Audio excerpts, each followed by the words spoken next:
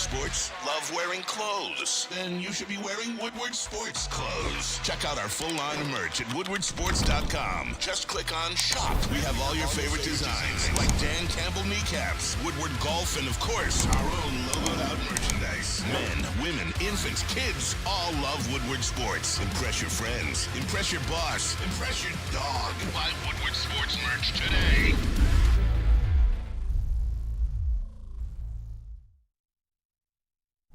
What up, though? Detroit, it's time to wake up. Woodward, man, I'm so pumped up for the first show. The very first show. We got a very packed. We're here. It's packed, man. Action packed for you guys. Hey, check out the new back wall as well. I cannot wait, man. Chat, I need you guys to bring the heat because you're going to be a big part of every single episode here at Wake Up Woodward.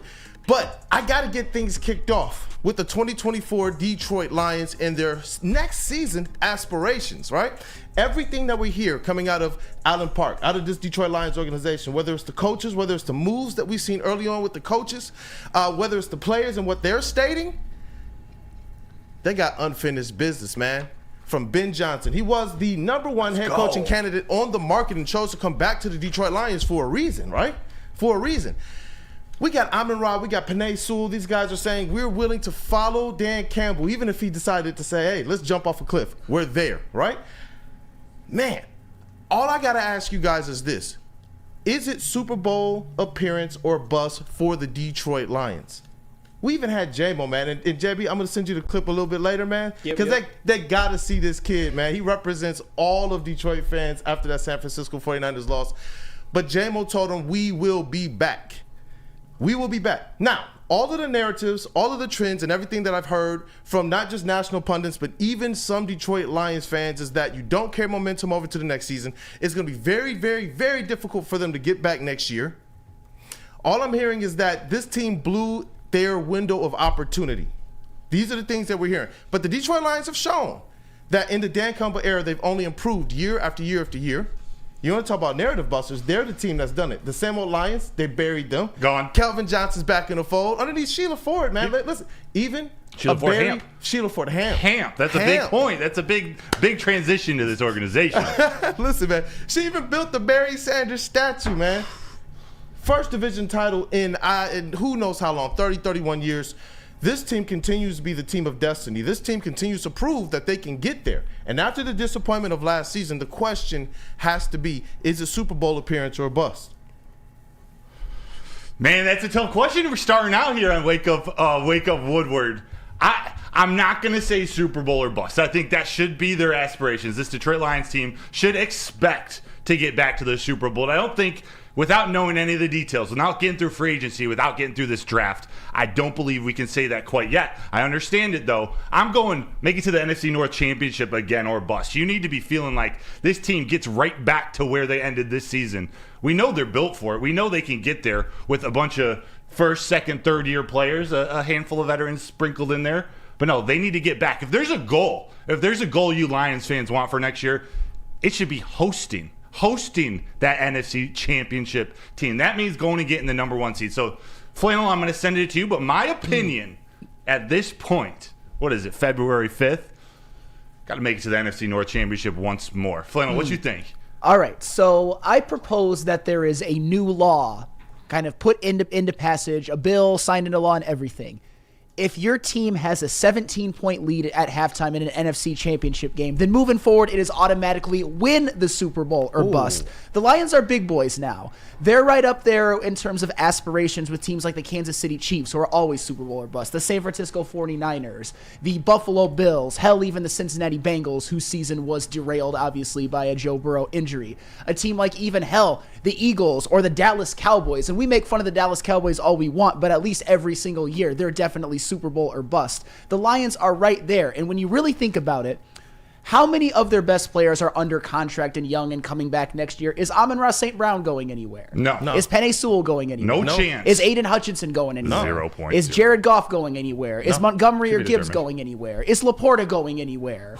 Like, when you really list all of that out, is Brian Branch going anywhere? No. Is Alex Anzalone going anywhere? When you is Ali McNeil going anywhere? When you really think about that, this Lions team, they were ahead of schedule, and presumably they will be even more talented next year with all of those players returning, another year of development, and oh, by the way, another Brad Holmes draft in which he has knocked 3 straight out of the park, and their first free agency period with a ton of cap space. So yes, for those reasons, it is win the Super Bowl or bust, and it should be that way for at least the next 5 years or so.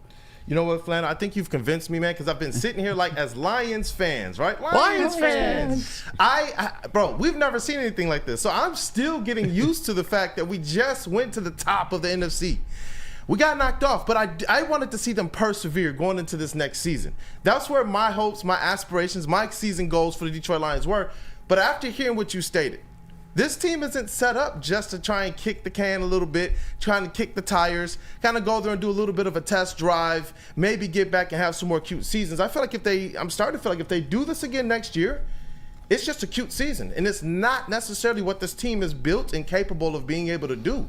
When you list not just the players that they have here, and the fact that they're a young team, most of these narratives, of not getting back and it's difficult to get back, they surround these teams that are usually much higher paid across their stars, much older across their stars and the players that are contributing, but you still relatively have Jared Goff, who's he's not necessarily that old. No, 29. He just turned 29. And that's young for a quarterback. And I believe he's playing some of his best football for the Detroit Lions. This playoffs, he was clean, man. Obviously, he got a little too close to the sun sometimes, but I thought he was the leader that this Detroit Lions team needed, and he played, not in a manner to lose, but he put them clearly in position to be able to get to the Super Bowl. I'm kind of leaning towards what you're talking about, man. Well, and the thing is, I see some pushback in the chat from the likes of Chuck Brewer and Shad, but here's what I will ask you. They had a 17-point lead in the NFC Championship game. For that first half, they looked better than any NFL team had looked at any point in the season. They looked like an absolute juggernaut. And when you look back at, say, the Buffalo Bills, when they made that first AFC Championship game after the 2020 season and lost to the Chiefs, ever since then, it has been win the Super Bowl or bust. If you look at the Cincinnati Bengals, for example, they made that Super Bowl, which they went further than the Lions did this year, but they made that Super Bowl against the Rams, and they lost that one. Every single season since then has been Super Bowl or bust. And you look at, of course, the San Francisco 49ers. They lost in 19. Every season since then, except for an injury-riddled one in 2020, has been Super Bowl or bust. I think, and for the record, this Lions season, with the expectations that they had this year, was a rousing success. They had to prove that they could win a division. They had to prove that they could win a home playoff game. Hell, they ended up winning 2. But once you take that next step, once you see how well they're built for success and how great some of the players, I mean, Penei Sewell, Amon-Ra St. Brown, for example, are superstars. That is why it has to be win the Super Bowl or bust. We don't have to have that mentality like we're an also-ran team or the little engine that could. We are the juggernaut right now.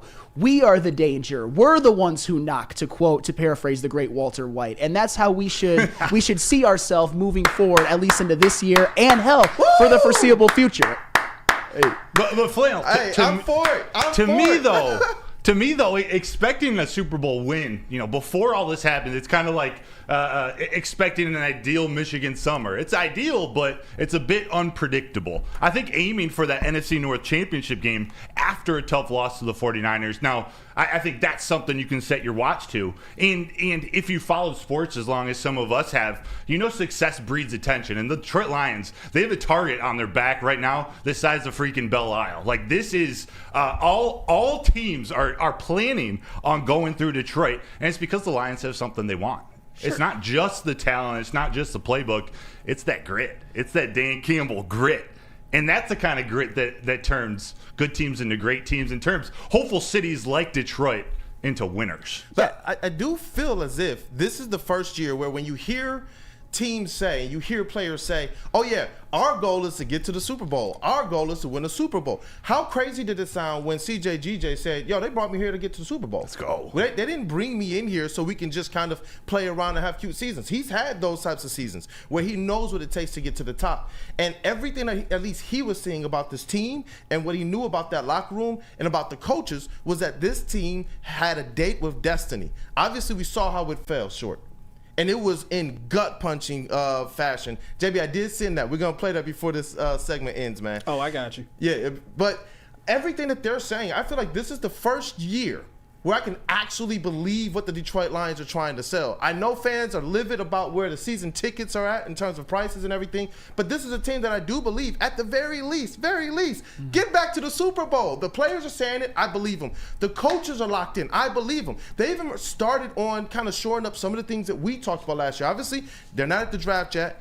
They can't get into free agency yet, but they were able to go lock down those coordinators for another season. They were able to go and bring in Tennessee Titans defensive line coach and run game coordinator Terrell Williams, and he comes from a great staff. It's not just what he does, but everything he's going to bring from that kind of Coach Vrabel coaching tree right into the Detroit Lions organization and locker room.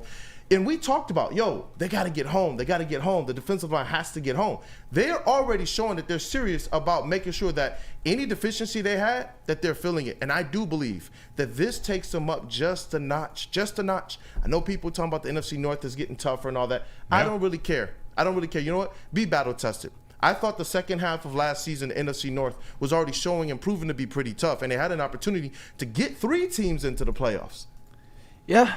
And it's going to be tougher moving forward, but my overlying point is that, no, they're not going to win the Super Bowl the next 5 years. They're not going to have the greatest dynasty in NFL history or anything like that, or at least we think they won't. I think that's a pretty safe bet, but I just want Lions fans and their players, of course, they do, to have the expectation that if they don't win the Super Bowl, then there is something to be left to be desired at the end of the season. And hell, I'll even go failure because, as I said before, and I hate to keep bringing up these teams, with the Kansas City Chiefs, and I know that they might win their third and they might get complacent, but the reality is, do they care about that home playoff win that they got, for example, against the Miami Dolphins this year? Do the 49ers care about that home playoff game win that they got against the Packers? Do the Buffalo Bills care about that home playoff win that they got against the Pittsburgh Steelers, for example?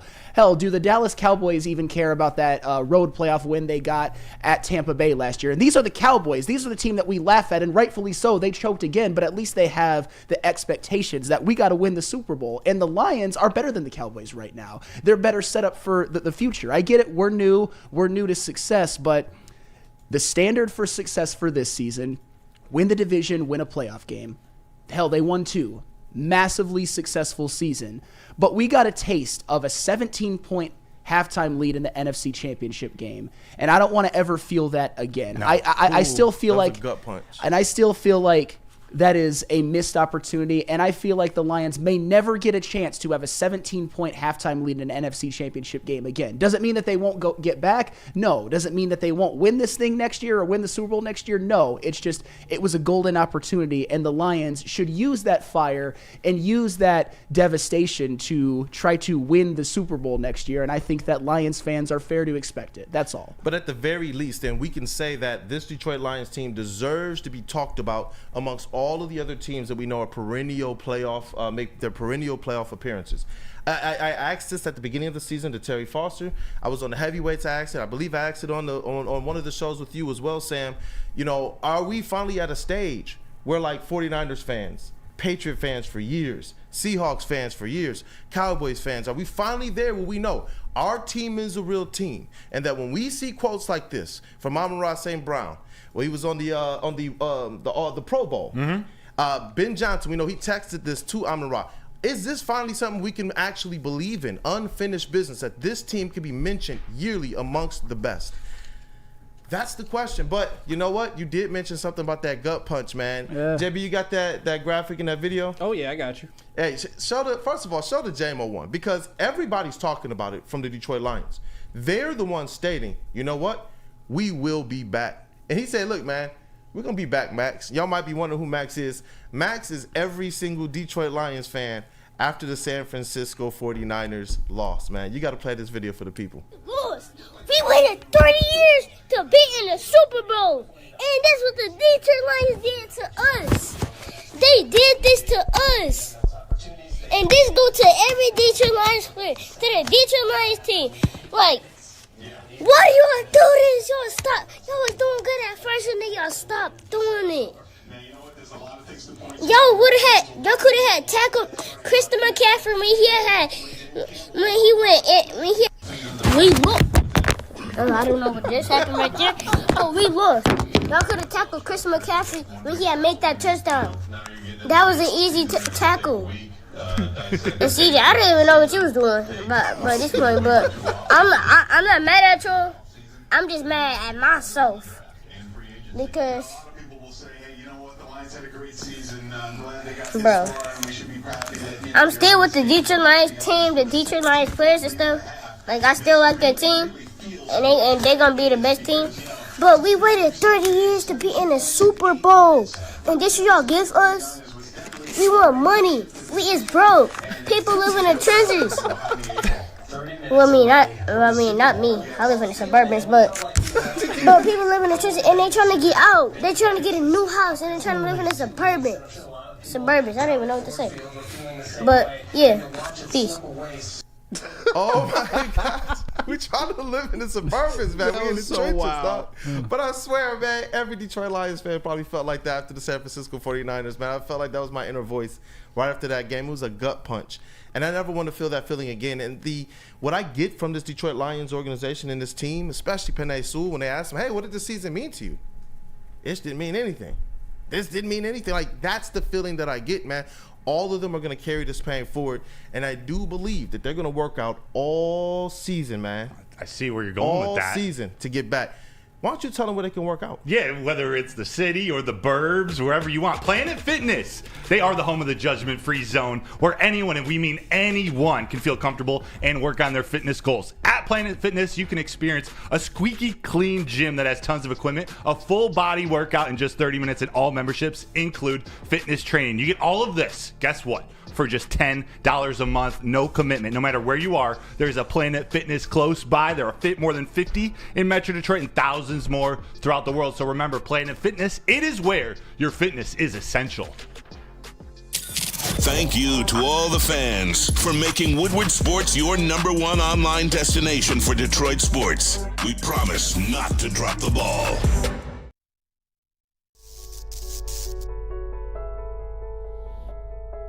We've just received word. The world's cannabis supply has vanished. The public is outraged and has taken to the streets in response to this tragedy. The individual responsible acted alone, and we can only hope they will make things right soon.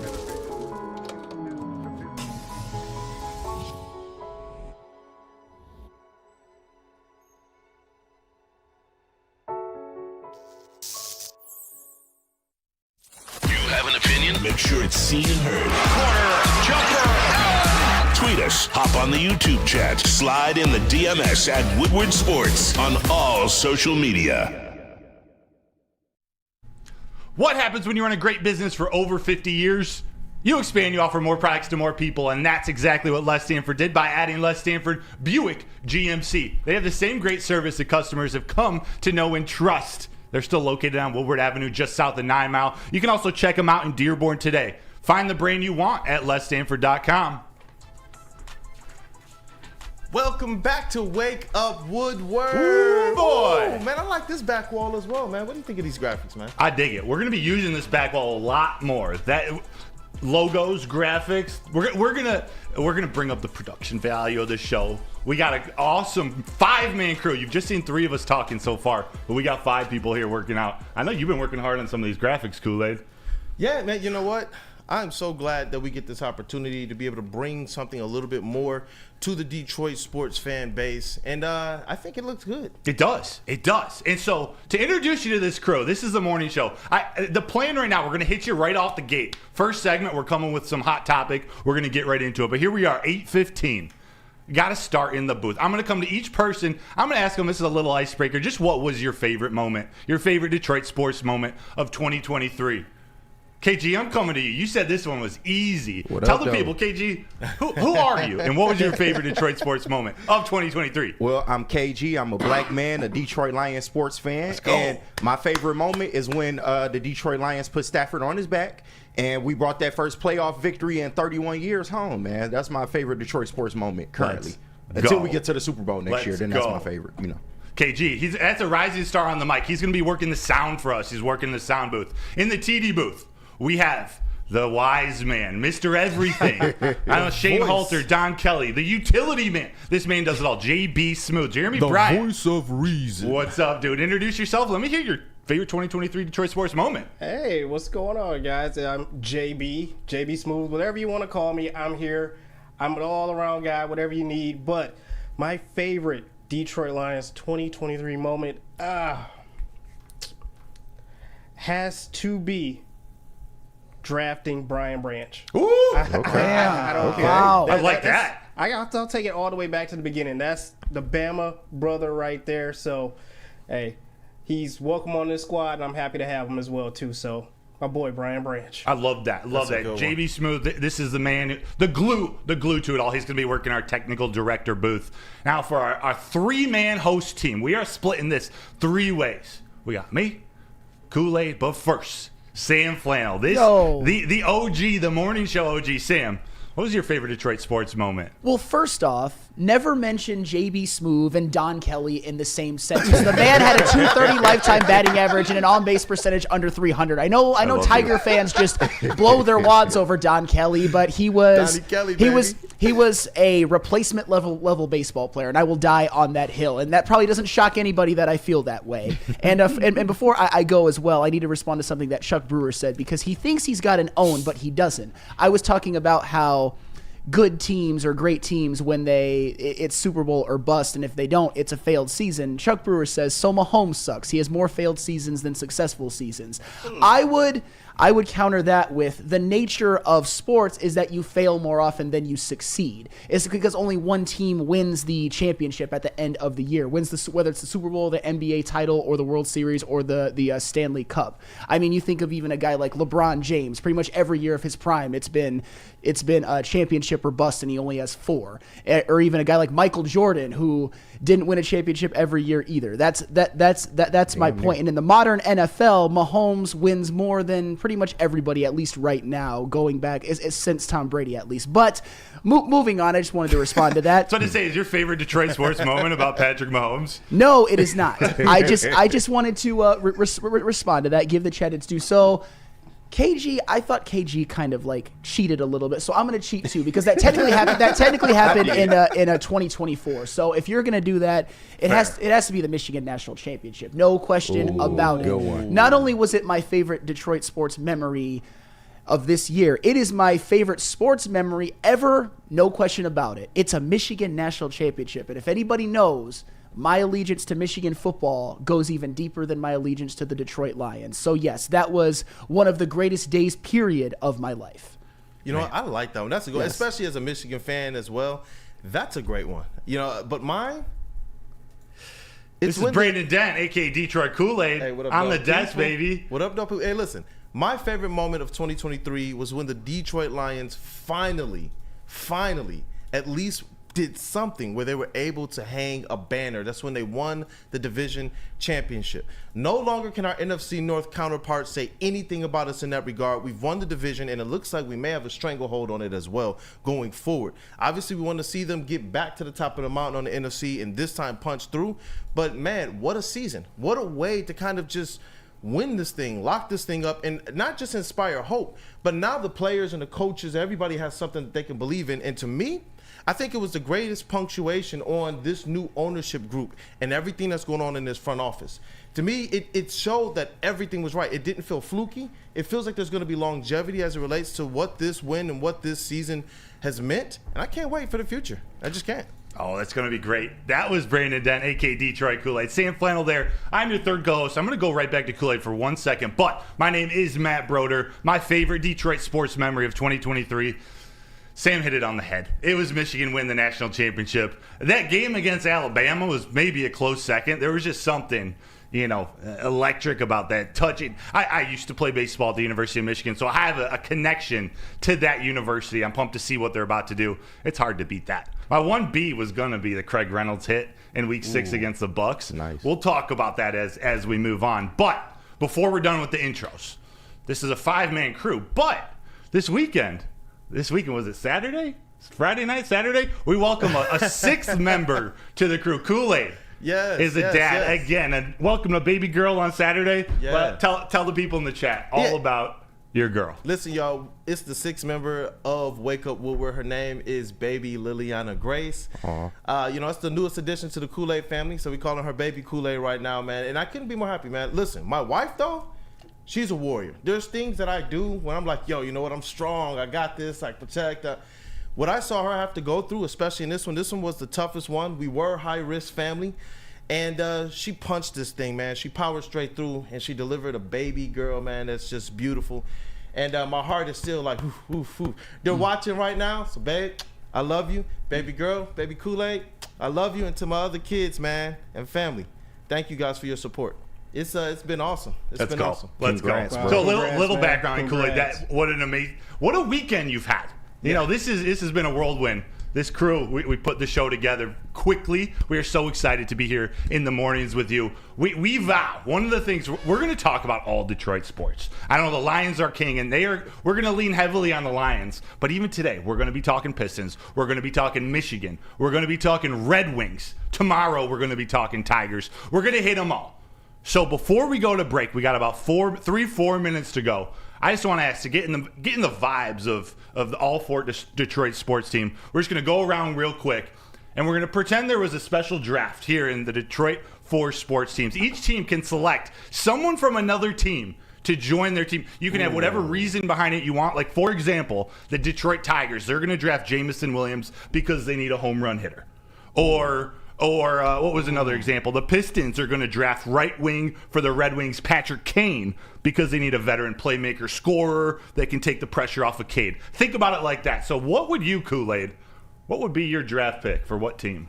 Listen, my draft pick is Penei Sewell because for the Detroit Pistons. Okay, Sewell They the Pistons. lack toughness. I've been saying this throughout the Restore era. They need to bring in somebody who can actually embody what Detroit Pistons basketball has for years. Even in years past, when they were kind of just mid to trash, they've still had guys that actually could go out there and play tough. And you can say, you know what, there's some semblance of it. Even we had Morris here and that team that kind of, they said that they were in LeBron James' head and that competitive sweep, people called it, with Stanley Johnson, Andre Drummond, those guys. They still at least played tough. They had some goons, some menaces on the squad. Penei Sewell to the Detroit Pistons, toughen them up a little bit, block some shots. Block some shots, man, because they're struggling in that department. And I think, honestly, despite the young talent they have, they're missing toughness across the board. Penei Sewell to the Detroit Pistons. I like that. Flannel. What about you? Who you drafting? What team? Well, before I go, I got to read this super chat from Dante151. Thank you so much for the donation, by the way. out. If the Thank you, 49ers Dante. win the Super Bowl, then I expect the opening game for the 2024 season will be Lions versus 49ers on Thursday Night Football. So that way the NFL can get more money in their pockets. Hey, I'll tell you what. Whether the 49ers win it or not, I would love to see Lions 49ers opening game Thursday night next year so that the Lions can get another opening game win. But to answer your question, I would want to draft Aiden Hutchinson for the Detroit Red Wings to be a defenseman, because could you imagine him being on a line with a Mo Sider just out there, just like, you know, That's hitting nasty. people and trucking people? And here's the thing, the Detroit Red Wings this year, and I'm going to get into it more in a later segment when I talk about the Red Wings, a little tease right there. Their offense Zing. this season has been really, really good, but their defense hasn't improved quite to the level that their offense has. So to put Aiden Hutchinson back there to strike fear in right wings, left wings, centers, whoever want to come into the area, that is what I want. Aiden Hutchinson to just lay the wood and maybe get into some fights. He'd be that guy that leads like the that. NHL in penalty minutes, but you know what? he would make the opposing teams feel him and fear him. So give me Aiden Hutchinson on the Detroit Red Wings. Yeah, and Jordan Schaefer in the chat made a great point. I don't know if you guys watched the Pro Bowl festivities. Hutch was an absolute beast in the tug of war competition. Yes. That's a good call. I like that. It sounds like we've all picked some of the top Lions players to go to different teams. I'm going with the Tigers. And I've drafted Amon-Ra St. Brown, wide receiver. I picture him, and this is what they need, behind Spencer Torkelson. They need a Victor Martinez type, a reliable number 4, number 5 hitter that you can't pitch around Miggy. You can't pitch around Torque. You got Riley Green at number 2, maybe, like the Placido Polanco of that Tigers team. You need that protection for your big-time hitter. This is going to be a monster year for Torkelson. The only thing he's missing is someone who can consistently get on base behind him and not strike out too much. So that's why I'm going Amon-Ra St. Brown. Hey, I think that those are all fantastic. love All it. of our teams would improve. And you said a big-time hitter? Why don't you tell people where they can? I will. be You a know, big actually, time Sam hitter? Flannel is going to tell Yes. you about. Let's I go. like that transition. Ooh, though. that is an interesting transition because, of course, I'm talking about Dispo. Visit Dispo Dispensary today for exclusive new deals and experience a team that curates an unbelievable atmosphere. What is Mixed it? with fresh inventory from Michigan's largest variety of products. Good one, KG. Come through our stores or order on Dispo Dash today. New year, new deals, same plug. Dispo Dispensary, DispoShops.com, your local cannabis plug. Have you ever wondered where That all was- the finest restaurants get their steaks? It's Fairway Packing Company, providing Michigan restaurants, hotels, and casinos with prime beef for over 60 years. But now you can buy these cuts of meat for yourself at the Steak Shop by Fairway Packing Company. Prime porterhouse, A5 Japanese New York strip steak, dry aged Wagyu beef tomahawk.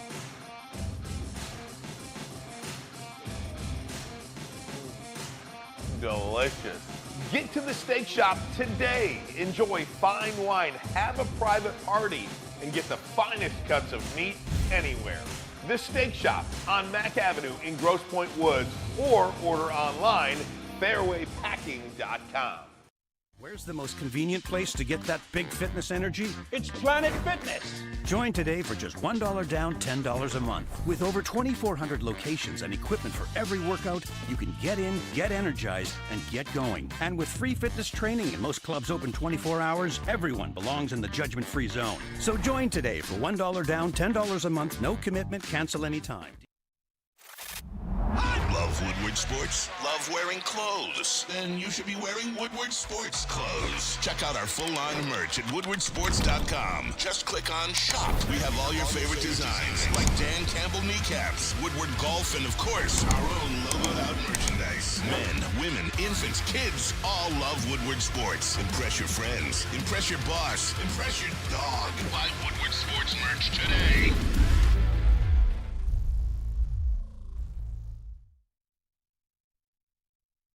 We are the network for Detroit by Detroiters. Welcome to the Woodward Sports Network.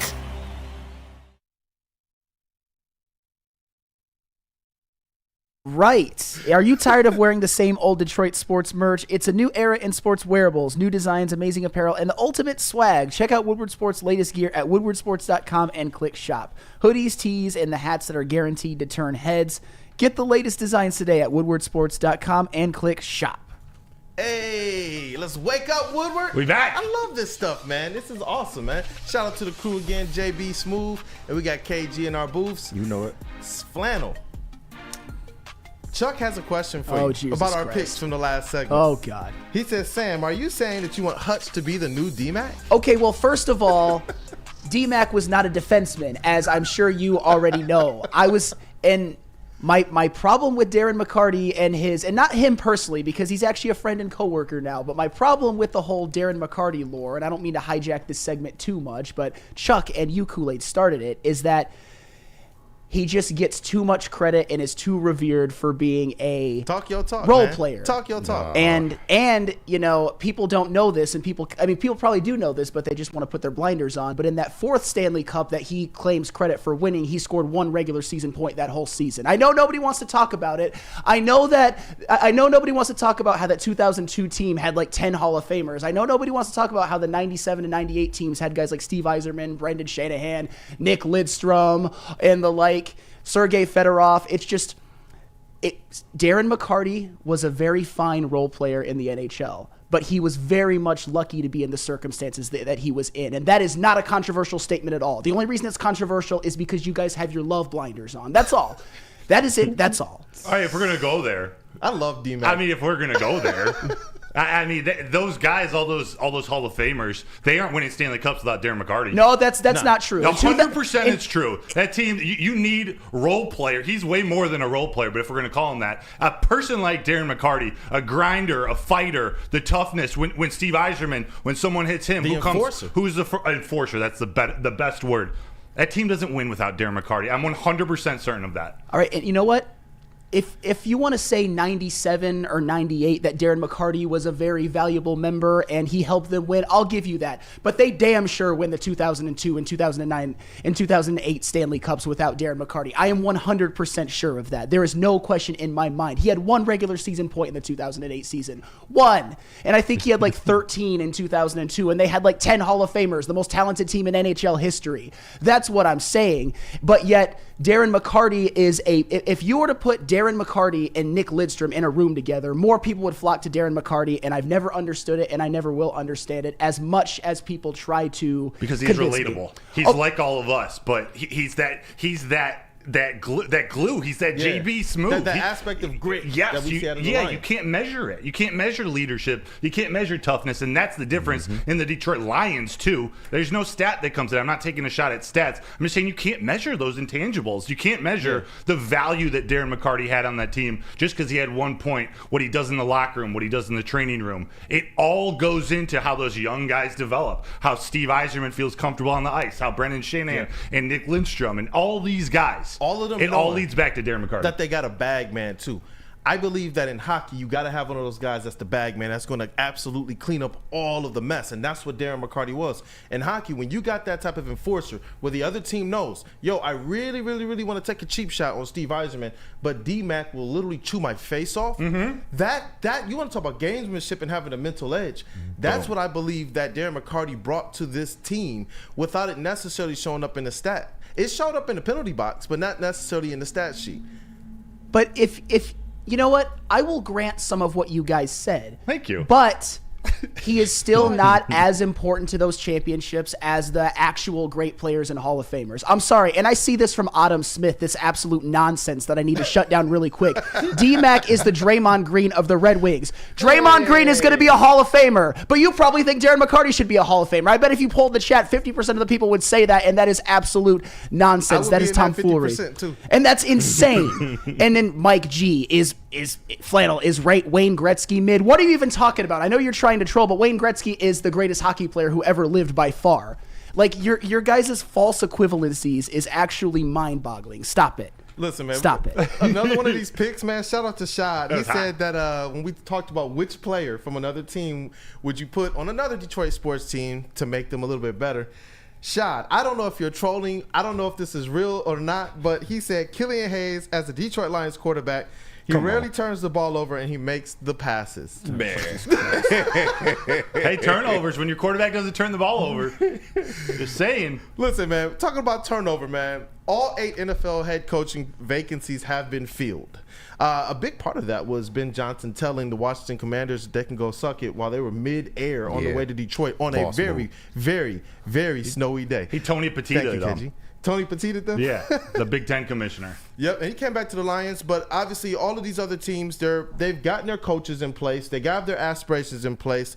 Which team so far do you believe has had the best offseason?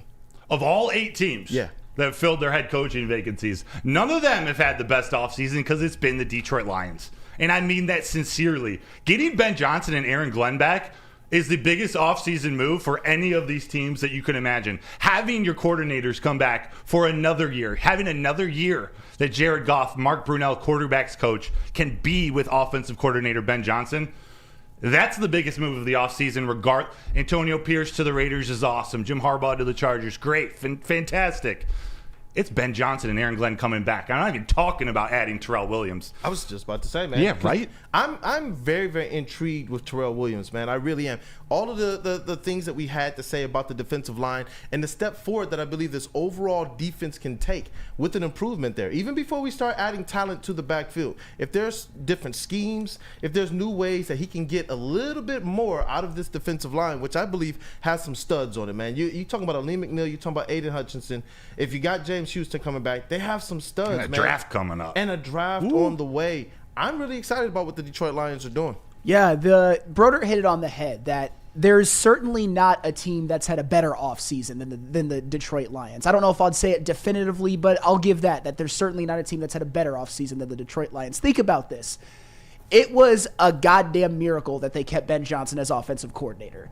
Ben Johnson is, in my opinion, the best offensive coordinator in the NFL, and he is as responsible as anybody for unlocking this offense, for getting the best play out of their career of a guy like Jared Goff, for the emergence of Amon-Ra St. Brown, hell, for the emergence of a guy like Josh Reynolds as well, because you saw what happened the second that he got more responsibilities in 2021 and ever since. That's absolutely huge. And Aaron Glenn, I mean, I know Aaron Glenn is a little bit of a more of a polarizing figure in this town, but whether you like it or not, the Detroit Lions defense, it wasn't perfect by any means. It was still bottom 10 in points allowed per game, but it showed some improvement over the year before. And you saw that they went from being the 4th worst team against the run the year before to the 2nd best. That is a phenomenal jump. And the thing with the defense is, I think one of the reasons that they aren't ranked even higher is because they just don't have the personnel overall of a great defense. And oh, by the way, you played basically your entire season without the guy who was supposed to be your number 1 or 1A corner in Emmanuel Mosley. That's a great and point. for all intents and purposes, the whole season without James Houston, who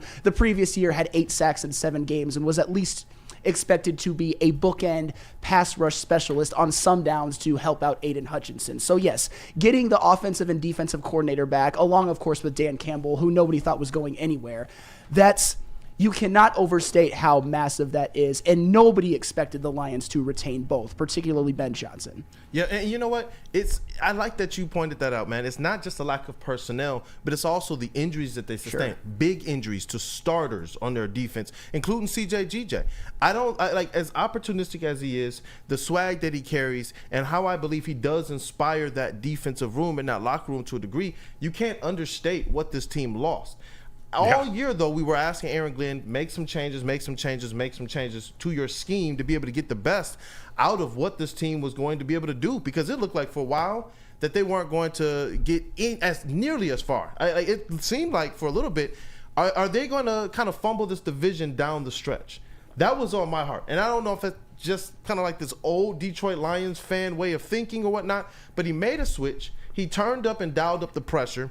He took advantage of whatever personnel he did have, and I thought that he put that team in its best position from a defensive standpoint to be able to perform as well as it did, and to be able to kind of help the Detroit Lions get a boost going into the playoffs. And from there, some opportunistic interceptions. They turned that up as the season went. You're somewhere like around game 6 or 7, they just started getting the most opportunistic interceptions. And I started noticing how the schemes towards the end of the games, it was as if they played this bend up but don't break kind of all game, and then going into the clutch time or the last drive of the game, they changed some things up, got a little bit more tough, got a little bit more nasty. This team, as the season went on, it got nasty. We saw some huge hits, man, huge hits. So Aaron Glenn, he's somebody that I'm hoping that, Brad Holmes, Dan Campbell, that they go out and they have a great offseason to be able to bring in the correct personnel. And they have to solve this thing. They got to solve the injuries. Obviously, it's football. It's football. But when you have injuries to that many people, you got to at least make sure that the depth is there. I don't necessarily want to see, what we call them, Sutton Toast? No. Sutton Toast. I can't see another season of that, man. So it's like, I want to make sure that if a cornerback goes down, if a defensive player goes down, that this team has the depth and has the moxie to be able to get right back. Yeah, and that is what Next Brad man Holmes was trying to address. Of course, injuries, led to some of these holes in that defense. Cam Sutton was brought in to be the number 2, and that's where he will fit best. He's a tough number 2. He's a guy who really fits this team, but you're right, there were some struggles down the stretch. To me, there's been some recent slander about Ben Johnson lately. When he turned down the Commander's job, or, there was reports after meeting with Carolina that, he was asking for 15 and 16 million, and there's some crazy narrative flowing around that Ben Johnson is just this arrogant guy. No. You guys agree Ben's smart, right? Yeah, he's a genius. Yeah, and he's still a young coach, right? It's trash how quickly the media cycle just kind of took this news and changed it all up, as if, hey, we're going to try and control this narrative. And it's like, what are you guys doing? You're looking into a mirror, because right now you got your clown face on. Yeah. That's just what that was. Ben Johnson all season, for not just this season, what are we talking about? For the last 2 seasons, Ben Johnson was one of the most sought after coordinators in the entire NFL. And we all know from what they were stating before, he said, you know what, I'm coming back to the Detroit Lions, and spurned the Washington Commanders in their interview. We all know what everybody was saying. Right after that, all of a sudden, you got the Washington Commanders and their media mafia putting out this news that for some way, somehow, Ben Johnson is kind of smelling himself a little bit too much. It's trash, man. It's trash, man. I feel like if the Washington Commanders took a little bit more time to worry about themselves rather than trying to do this smear campaign, maybe they would be in a little bit better position. True. And real quick, the point I was trying to make was that since we know Ben Johnson's smart, why are we not making the smart move? If you want to be a head coach in the NFL, it's betting on yourself and having another year under Dan Campbell, learning how to be a leader. He's an offensive mind. Like we believe in Ben Johnson from an offensive mind. He's one of the only coaches, or there are very few coaches on this staff that didn't play professional, that didn't play NFL football. The value he gets from learning under Dan Campbell, this is the differentiator between the Detroit Lions and every other team. He knows coming back for a year and learning how to be a better leader is only going to help him next year. That's why Ben Johnson came back. He hasn't been offered more money yet here in Detroit. He comes back because it's unfinished business, and he's going to be a better head coach with one more year learning from Dan. You know what I love about that, man? And Sam, I do want your thoughts on it too. I absolutely love when they return or they come back, because it's not necessarily about the money. It's not necessarily even about their own opportunity as an individual, but it's because they felt like they left something out there that they have to go and punctuate. It's like that competitive nature. It's like, you know, what Kobe used to say, that Mamba mentality. And that's more or less the vibe that I'm getting from Ben Johnson returning to the Detroit Lions. He could have left and been his own boss. He was primed to be a head coach. I think that he knows at least how to do the basics of being a head coach and bring in some strong coordinators to be able to help him with the rest. But that competitive spirit, that drive of an actual winner, who says, you know what, we got too close. I know what we have. I know what we should have done. That, to me, is what speaks most about Ben Johnson returning to the Detroit Lions. Yes, and I'm going to make this short and sweet before we go to break. The bottom line is that no matter what happened with all the talk and him and in the head coaching job with the Washington Commanders, the Detroit Lions were able to retain the best offensive coordinator in the NFL for another season. When I think a lot of us thought there was almost no chance of that. Ben Johnson fits the profile of what I believe NFL teams should be looking for being a head coach in terms of that young, innovative offensive mind, because usually those type of coaches work. But he decided that it's time to go back and run it back with the Detroit Lions, and the Lions will be infinitely better for it. We were already talking about, Tanner Engstrand, or who are we going to hire next? Yeah. But you know what? You know who we have actually coming back next year? Ben MF and Johnson. Let's go. I like that, man. Yep. I like that. Ben Johnson and Aaron Glenn on the defensive side of the ball. And you know what? You know who else is also a great defender? Guardian Alarm. Hey. It's a new year. Let Guardian Alarm offer you customized solutions from real experts. Our professional technicians take the time to recommend security and automation solutions specific to your needs. 24/7 professional monitoring. Call us anytime, day or night, and know that a Guardian team member will stay on the phone as long as needed. Technology backed by people. Your safety and security deserves technology that's been proven to work, and people who have been proven to care. Call 1-800-STAY-OUT. Once again, that is 1-800-STAY-OUT.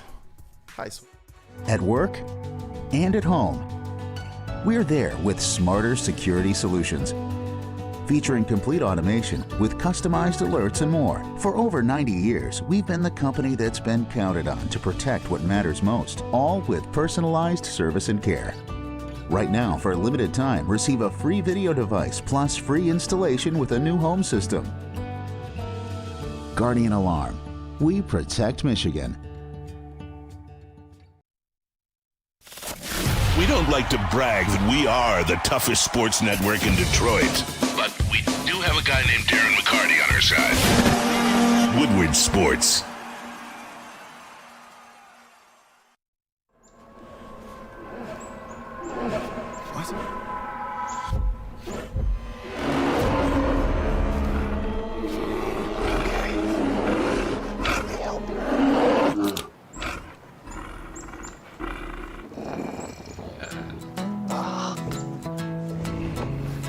Oh, yeah.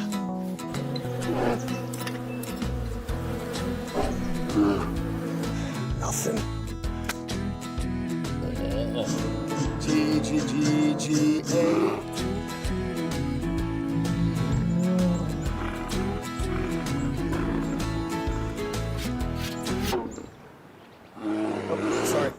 forgot.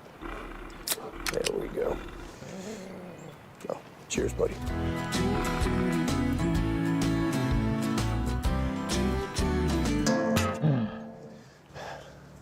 I think we need to get you a pick. Over 60 years, Fairway Packing Co. has provided Michigan's finest restaurants, hotels, and casinos with prime beef, Wagyu beef, and dry-aged beef. Experience the Fairway difference for yourself today. Visit the steak shop in Grosse Pointe Woods for grab-and-go steaks or order online at fairwaypacking.com. All right, so we're gonna talk some Pistons before we get into it, I have to read a super chat or a chat from Brendan Dillinger. Jared Goff has great size, and according to Brendan Dillinger, everyone's got great size, but you gotta appreciate that nonetheless. Thank you for us supporting, and Jared Goff really does have great size. He's a pretty big guy, but.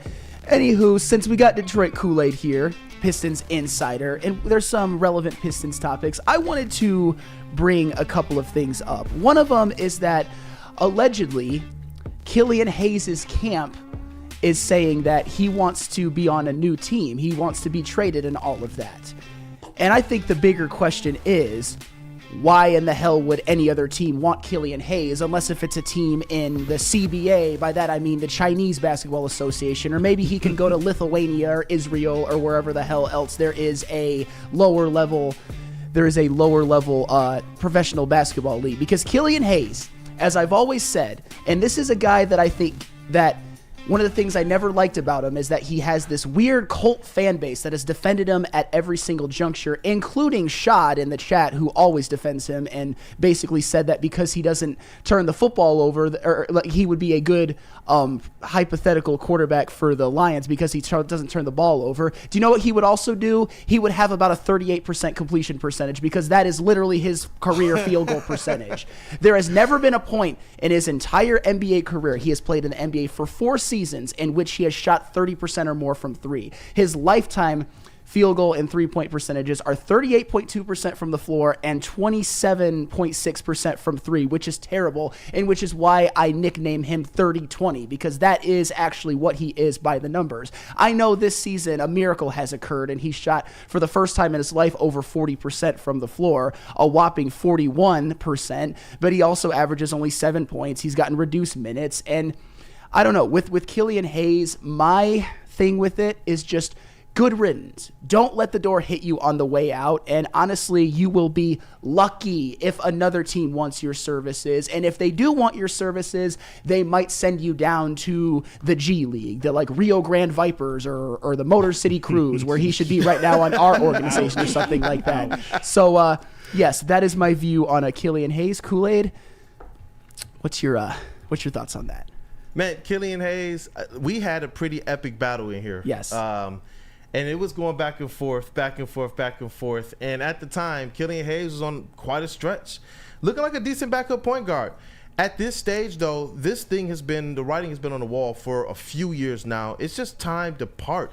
Something in the water here is not right for Killian Hayes and the Detroit Pistons. Now, one of the things that I've heard kind of behind the scenes, and I know a lot of people talk about it often, they say, you know what, that's one of the worst picks by Troy Weaver, is that there's actually too many cooks in the Pistons kitchen. That actually wasn't his pick. This was a pick that was kind of lined up beforehand. And then with the latest news that came out was that Troy Weaver actually was lined up to trade him in the offseason, but Monty Williams, who was hired by Tom Gores, actually made the decision to say, you know what, I actually want to see what I can do with Killian Hayes. I think that I can help this guy improve. First and foremost, as the trade deadline approaches, I am really, really hoping that Troy Weaver has full autonomy at this point in time to just do his job. No more cooks in the kitchen, no more head coach being able to kind of usurp his moves and what he sees fit to be able to bring this young talent together. He drafted the young core that we like. That first year draft, we could say it was mid. Everything after that is talent that I believe he needs to be able to put and surround with the proper vets. ASAP. And Killian Hayes, it's time to go. It's just time to go.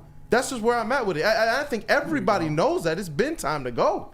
Killian Hayes has to leave. T-Foss, you look like you ran up. You know what? You guys are so polite around here. You're a bunch of good guys. Killian Hayes is garbage. Yeah. I mean, let's put it. He's garbage.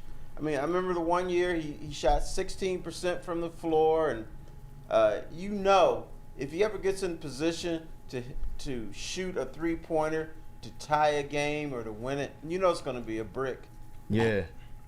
It's cringe, man. It's cringe. And it's at this point in time, it's like, you know, you want to start off this season, you want to start off this restore, you want to kind of go through the rebuild. Because for me personally, for years, when the Pistons were very, very mid and they were signing players to just kind of, you know, knock on the door of the 8th, 9th, and 10th seed, I was like, you know what? I would rather see them lose with the young players, accruing draft picks, and having an opportunity to get better.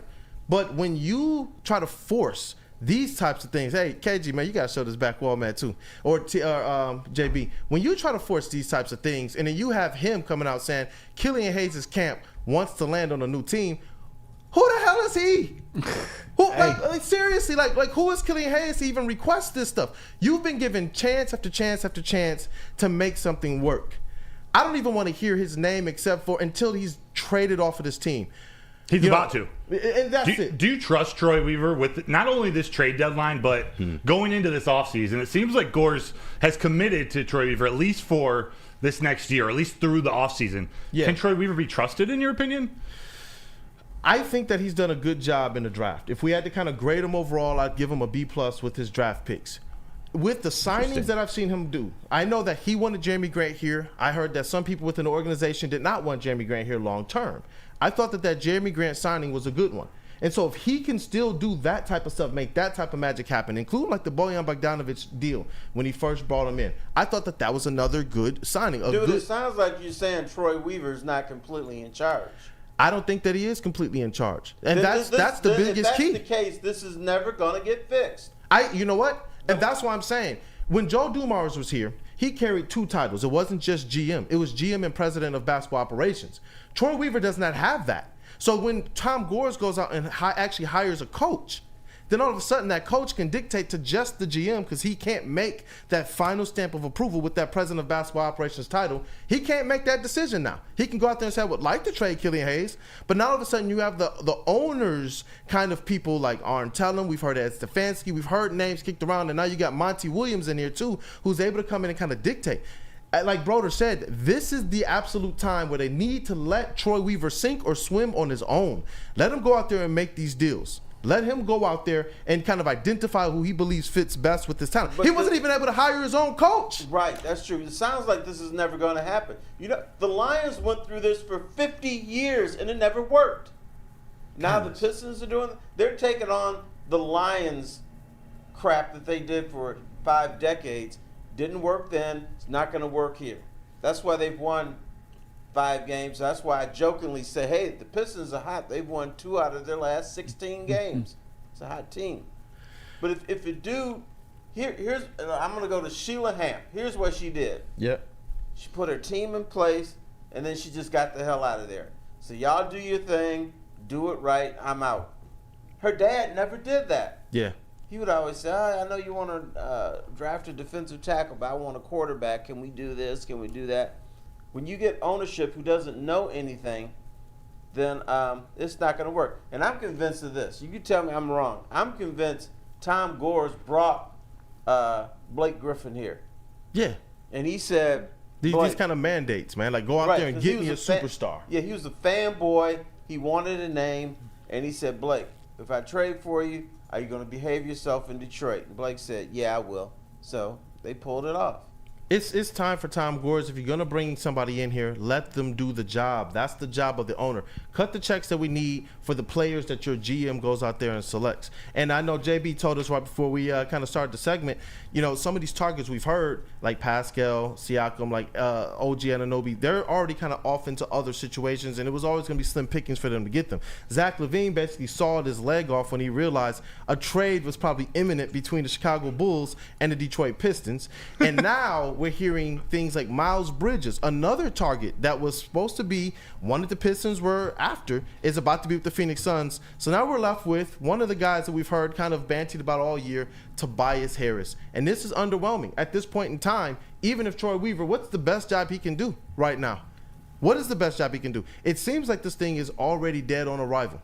And that's probably the most disappointing thing because they're going to fail Cade Cunningham, Jaden Ivey, Marcus Sasser, Asar Thompson. You have all of these, what I believe to be good draft picks, good young draft picks, good talent. Because it was embarrassing to me yesterday, man. I was in the hospital with my newborn, and I was sitting there watching the game, and I said, I got to turn this off and focus on things that actually matter.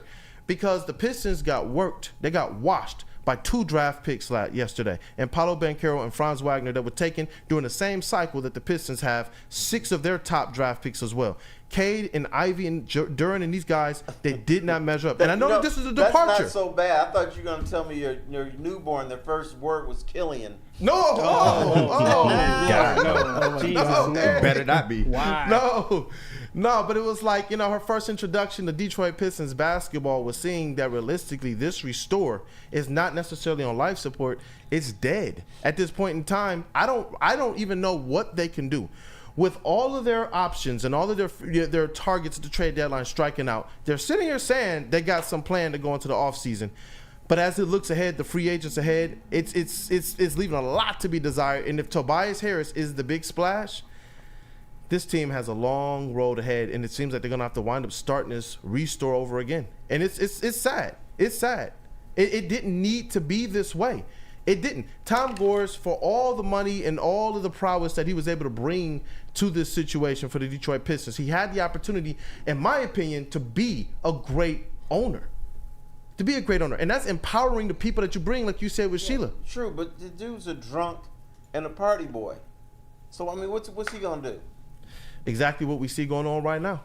And it's trash. I'm excited to get into it about the Pistons moving forward. I know they're bad, but there's a lot we can take out of this season, hopefully head in the right direction. And Kool-Aid, will you tell the people what they can expect every Wednesday? Now, I got the next read, but there's a special guest we're going to have every Wednesday for our Pistons coverage. Yeah, every Wednesday. And not just Pistons coverage, man. I salute him. Shout out to the sports editor-in-chief at the Detroit News, Rod Beard. If you guys watch and keep up with the Woodward Pistons podcast, bless y'all souls because it's the Pistons. But if you do, then I know that you guys see Rod Beard and myself over there breaking down all things Pistons as well as the trends and the news of that week. But we will have him on every Wednesday for 2 segments. The first segment will be the State of the Union address on Detroit sports, all Detroit sports, since he has his finger and his pulse on it all as the sports editor-in-chief. And then the second segment where we go into the Detroit Pistons, especially with the trade deadline right around the corner. At least it's going to be a little bit of news, man. We'll see what this team has up their sleeves. Let's go. That is a big boy. That is a legend. We got a legend in the building, Mr. Terry Foster, and Rod Beard every Wednesday. How lucky are we? But let me tell you about Big Boy real quick before Flannel comes back. Has a message for a lot of you Michigan basketball fans. We'll see what Flannel's got in store. But right now, wintertime in Detroit is always better with comfort food from Big Boy. You can try the veal parmigiana or the Southern Comfort Chicken Bowl. How about breakfast? They got the stuffed potato pancakes. They're back. They got classic lumberjack or Santa Fe Garde. Also, new apple pie hotcakes that are too good to miss. So you can top it all off with the new gingerbread shake for dessert. Stop by your local Big Boy today. Savor the heart of home at Big Boy with our all-new down-home comfort dishes. Feast on home-style goodness with our Southern Comfort Chicken Bowl, veal parmigiana, and apple pie hotcakes. The down-home delight doesn't stop there. Potato pancakes are back. Dive into the richness of our perfectly crafted potatoes with our classic potato pancakes and our stuffed potato pancakes. Top off your meal with our new gingerbread shake, a seamless blend of creamy vanilla and sweet gingerbread flavors. Nothing beats the comforting taste of down-home cooking. Enjoy every bite, only at Big Boy. Game is won in the trenches, and our big fellas don't mess around. The Woodward Heavyweights on Woodward Sports. Stop searching for a vehicle and start finding one. Les Stanford Chevrolet Cadillac makes it easy. We harness the power of multiple dealerships and own the biggest selection of GM brands in the area to get you the car you need. With the Les Stanford Group, you'll have access to 4 different dealerships, providing you with more makes, more models, and more choices. We're connected to more than 1,000 vehicles, and with so many high-quality CPO vehicles available, you'll find new car quality at pre-owned prices. You can start and end your search at lesstanford.com today. Woodward Avenue, the first paved road in America. Woodward Sports, the first sports network born in Detroit and made for Detroit. R.I.P. to the same old Lions. Big thanks to Sheila Hamp, Dan Campbell, and Brad Holmes for putting them to rest. And guess what else has found the grave? That's right, it's the same old rock. paper, scissors. Jack Labrador has revolutionized that tired game with 2 new symbols and a franchise-changing 3-point play. So you can discover the action at jacklabrador.gg now and find out why. Once you go Jack, you never go back. Okay.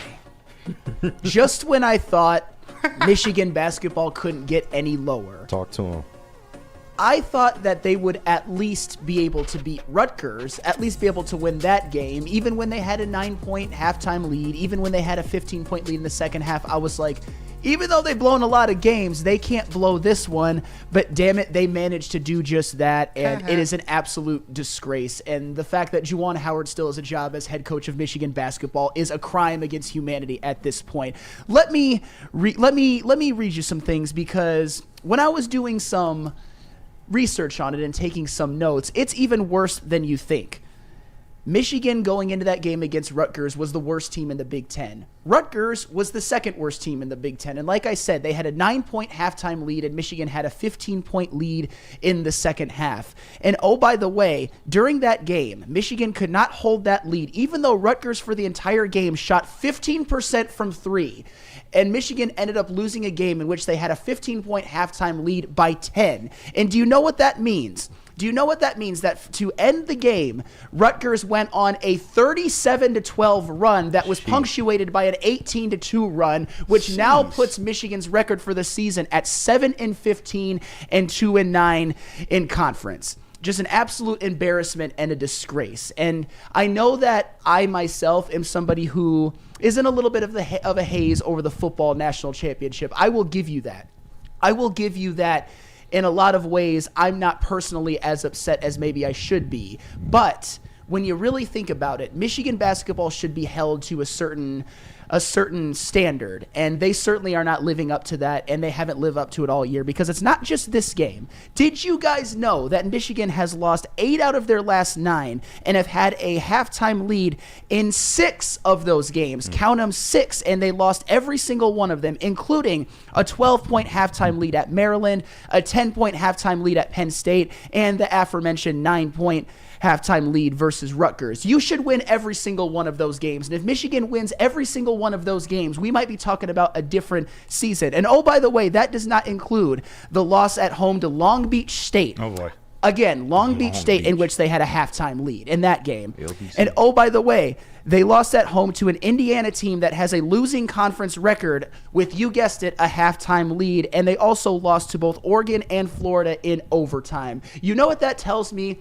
It tells me that Michigan actually has some pieces that are nice, like Doug McDaniel, for example, and Olivier Kamoa, like good players, but their late game execution, their rotations, the inability to play basketball in the half court at all, that's coaching. Inability to close games, that is 100% coaching, and that is one of the reasons I believe Juwan Howard should be launched out of a cannon today. It should have happened before the end of the season because, oh, by the way, this is not a new thing. They did similar things last year, the 2022-2023 season. Let me give you some scenarios. Michigan had a 11-point halftime lead versus Virginia. They played a Central Michigan team that went 10-21 and 5-13 in the MAC. Fire up. Thank you, Terry. They had a 7-point lead with 2:18 left in the game at Iowa. They had a 7-point lead in overtime with a minute 49 left at Illinois and a 12-point second half lead at Indiana. Do you know what the Michigan's record in those games are? Tell me about it. 0-5. With those scenarios, they were 0-5. And oh, by the way, one of the worst losses of them all is that they were held scoreless for the final 5 minutes and 19 seconds of the Indiana game last year and lose that game by 1. What that tells me is if they could score 2 goddamn points in 5 minutes and 19 seconds of the game, that they win. If either of those games last year, if any of them, maybe 1 or 2, go a different way, we may be talking about Michigan as an NCAA tournament team. And you know why it was so bad, why it was so egregious? 8 Big Ten teams made the NCAA tournament last year. 8. Michigan was not one of them, as you know. Michigan did that despite having 2 top 15 picks in the 2023 NBA draft. And oh, by the way, their third best NBA prospect is a little known great college player by the name of Hunter Dickinson. They had all of that talent, and they could not even make the NCAA tournament. Do you know how many top 15 picks? Trash. Do you know how many top 15 team picks for the 2023 draft were on any other Big Ten team? 0. Michigan had the only ones, and they still could not be one of 8 teams to make the NCAA tournament. Can Just I an make you absolute feel worse? Make me feel worse, Okay. too, Foss. Do you know what they said about Central Michigan's team? What'd they last year? say? They're a bunch of wimps. They are a bunch. But when they played Michigan, Michigan said that they were too tough. They out-toughed us. So you let the 99-pound weakling on the beach that gets sand kicked in his face beat you. They were a 5-13 MAC team. A 5-13 MAC team, and Michigan lost to them. It's just, it's been such an I got issue more lately. bad news for you. Give me more bad news, Terry. They're not going to fire Juwan Howard. I know they're not going to fire Juwan Howard. That's what I've been saying. I told you before in the last couple of days, my biggest fear, and I know this is going to happen, and it would burn me to my core, is that Michigan will not win another game the rest of the season. And that is not crazy, by the way. They couldn't beat fucking Rutgers with a 15-point halftime lead. They will not win another game the rest of the year, and Juwan Howard will be allowed to remain head coach going into next year. At this point, I want Juwan Howard's lore as a Fab 5 member to be dismissed. I don't know about that. I want people to go to the Chrysler Center and just boo this man, just chant fire Juwan Howard. And do you know what makes it even worse is the fact that very recently, during the prime John Beilein years, and even the beginning of Juwan, I'll give him that. He made an Elite Eight in 2021. From 2012 to 2021, Michigan had 2 NCAA tournament runner-up lost in the national championship game, 4 Elite Eights, 6 Sweet 16s, 2 Big Ten tournament titles, 3 regular season Big Ten titles, and 9 first-round draft picks in the NBA from that time period. 9. That's fucking amazing, especially considering that MSU in that same time period had 5. Kansas, a full-on blue blood Kansas, had 8. Villanova had 5, and UConn had 4. Those are all teams. Besides, well, MSU and Kansas didn't win one, but Villanova won 2 national championships during that time period, and UConn won 1, and MSU and Kansas are obviously considered better basketball programs than Michigan, but they did not have the first-round draft picks from 2012 to 2021 that Michigan did. And it's not just then. Michigan, throughout their history, they won a national championship in 1989. They have 8 Final Four appearances, tied for 3rd most in Big Ten history. Ohio State and Michigan State both have 10. Indiana also has 8. Indiana, by the way, a team that's considered a great all-time basketball program, has the same amount of Final Fours as Michigan. And by the way, Michigan has more Final Fours over their existence than Syracuse, UConn, Villanova, Georgetown, and Arizona. And throughout the entire history of their school, have 30 first-round draft picks into the NBA. And now, with the standards of it being that good of a basketball program, with at times being a really good basketball program. You talk about the prime Beilein years, the Cassie Russell years back in the 60s, the 89 national championship, and then the Fab 5. The way that they have fallen to the point where they do, which has been punctuated with a 7-15 season and a 2-9 Big Ten season in which they constantly blow games. Wait, 2-9? 2-9 in Big Ten. Hey, bro, I've already changed more stinky diapers in a day than they have wins. That's Dude, Pay you. Michigan football won more games in January than Michigan basketball. Oh, my God. Damn. This is trash because trash. Underneath Beilein, I know that a lot of Michigan fans were starting to say, you know what? We're also a basketball school as well. So how do you get to this point? I have no idea. This is one of the most, you talking about with all the lure, with the Fab 5, everybody seemingly from the AD to everybody involved in the hiring process and the players, everybody was on board. How does it get to this point, man? This is disgusting. Well, that's the best word for it. Well, if I were to say how it's gotten to this point, there are a couple factors as well. I'll give you a factor that doesn't involve, for example, Juwan Howard. Admissions prevented them from getting Terrence Shannon as a transfer, who has his own problems right now, but still, he's been the best player on 2 consecutive really good Illinois teams. Michigan could have used him as a player. And going into this year, admissions prevented them from getting Caleb Love, former North Carolina guard and current Arizona guard. If either of those players are on this team, I think we might be having a different discussion, because Caleb Love, quiet as kept, has been balling for Arizona, having the best year of his career. We would have liked to have seen that on Michigan, and that might have encouraged somebody like Hunter Dickinson to stay at Michigan instead of go to Kansas. I get it. That's part of it. But you know how I know that Juwan Howard is the biggest culprit? I get it. This year, if you want to say that this Michigan basketball team isn't talented, which they're not as untalented as you think, but they don't have any NBA players. They just don't. This is probably the least talented team they've had since the Amaker years or early John Beilein. But last year, they had the talent. They had 2 top 15 picks plus Hunter Dickinson. And it's just down the stretch in these close games, they couldn't get any half-court offense going. Everything just looked disjointed. The rotations were kind of head-scratching. That's coaching. Being able to win tough, close games, that's what separates a good program from a trash one. And here's the thing, under Beilein, a lot of those first-round draft picks, they weren't all 5 stars. No. Not at all. Like, Trey Burke wasn't a 5-star. No. DJ Wilson wasn't a 5-star. He coached them all up. Yes, he coached them all up. It's not like they had the best recruiting classes, but they still managed to churn out first-round draft pick after first-round draft pick. And they're not doing that anymore. A John Beilein may have coached up a guy like Doug McDaniel or Olivier Kamoa to be even better than they are. They may have coached up a guy like Terrace Reed, who still can't develop an offensive game for the life of them. I don't know if he could have done anything with Namari Burnett, because he sucks. Get him off the team. He sucked at Alabama, and he sucks now, to the shock of absolutely no one. And you know who else sucks? Trey Jackson sucks. He sucked at Seton Hall.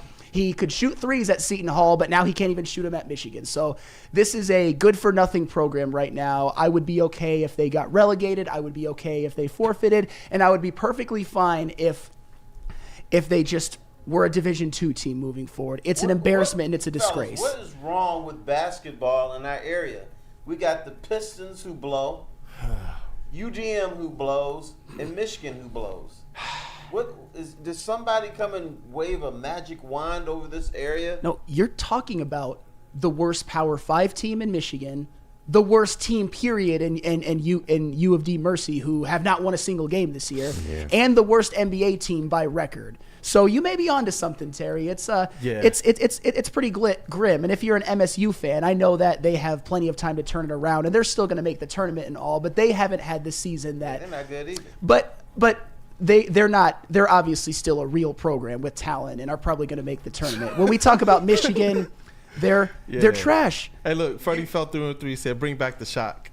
Right. Hell yeah. Cheryl Forrest, win cash. And I think part of this is Juwan Howard is unfocused. Because you remember when he beat up the Wisconsin assistant coach and said, I'm from Chicago, bitch. I do what I feel like doing. That's an unfocused coach to me.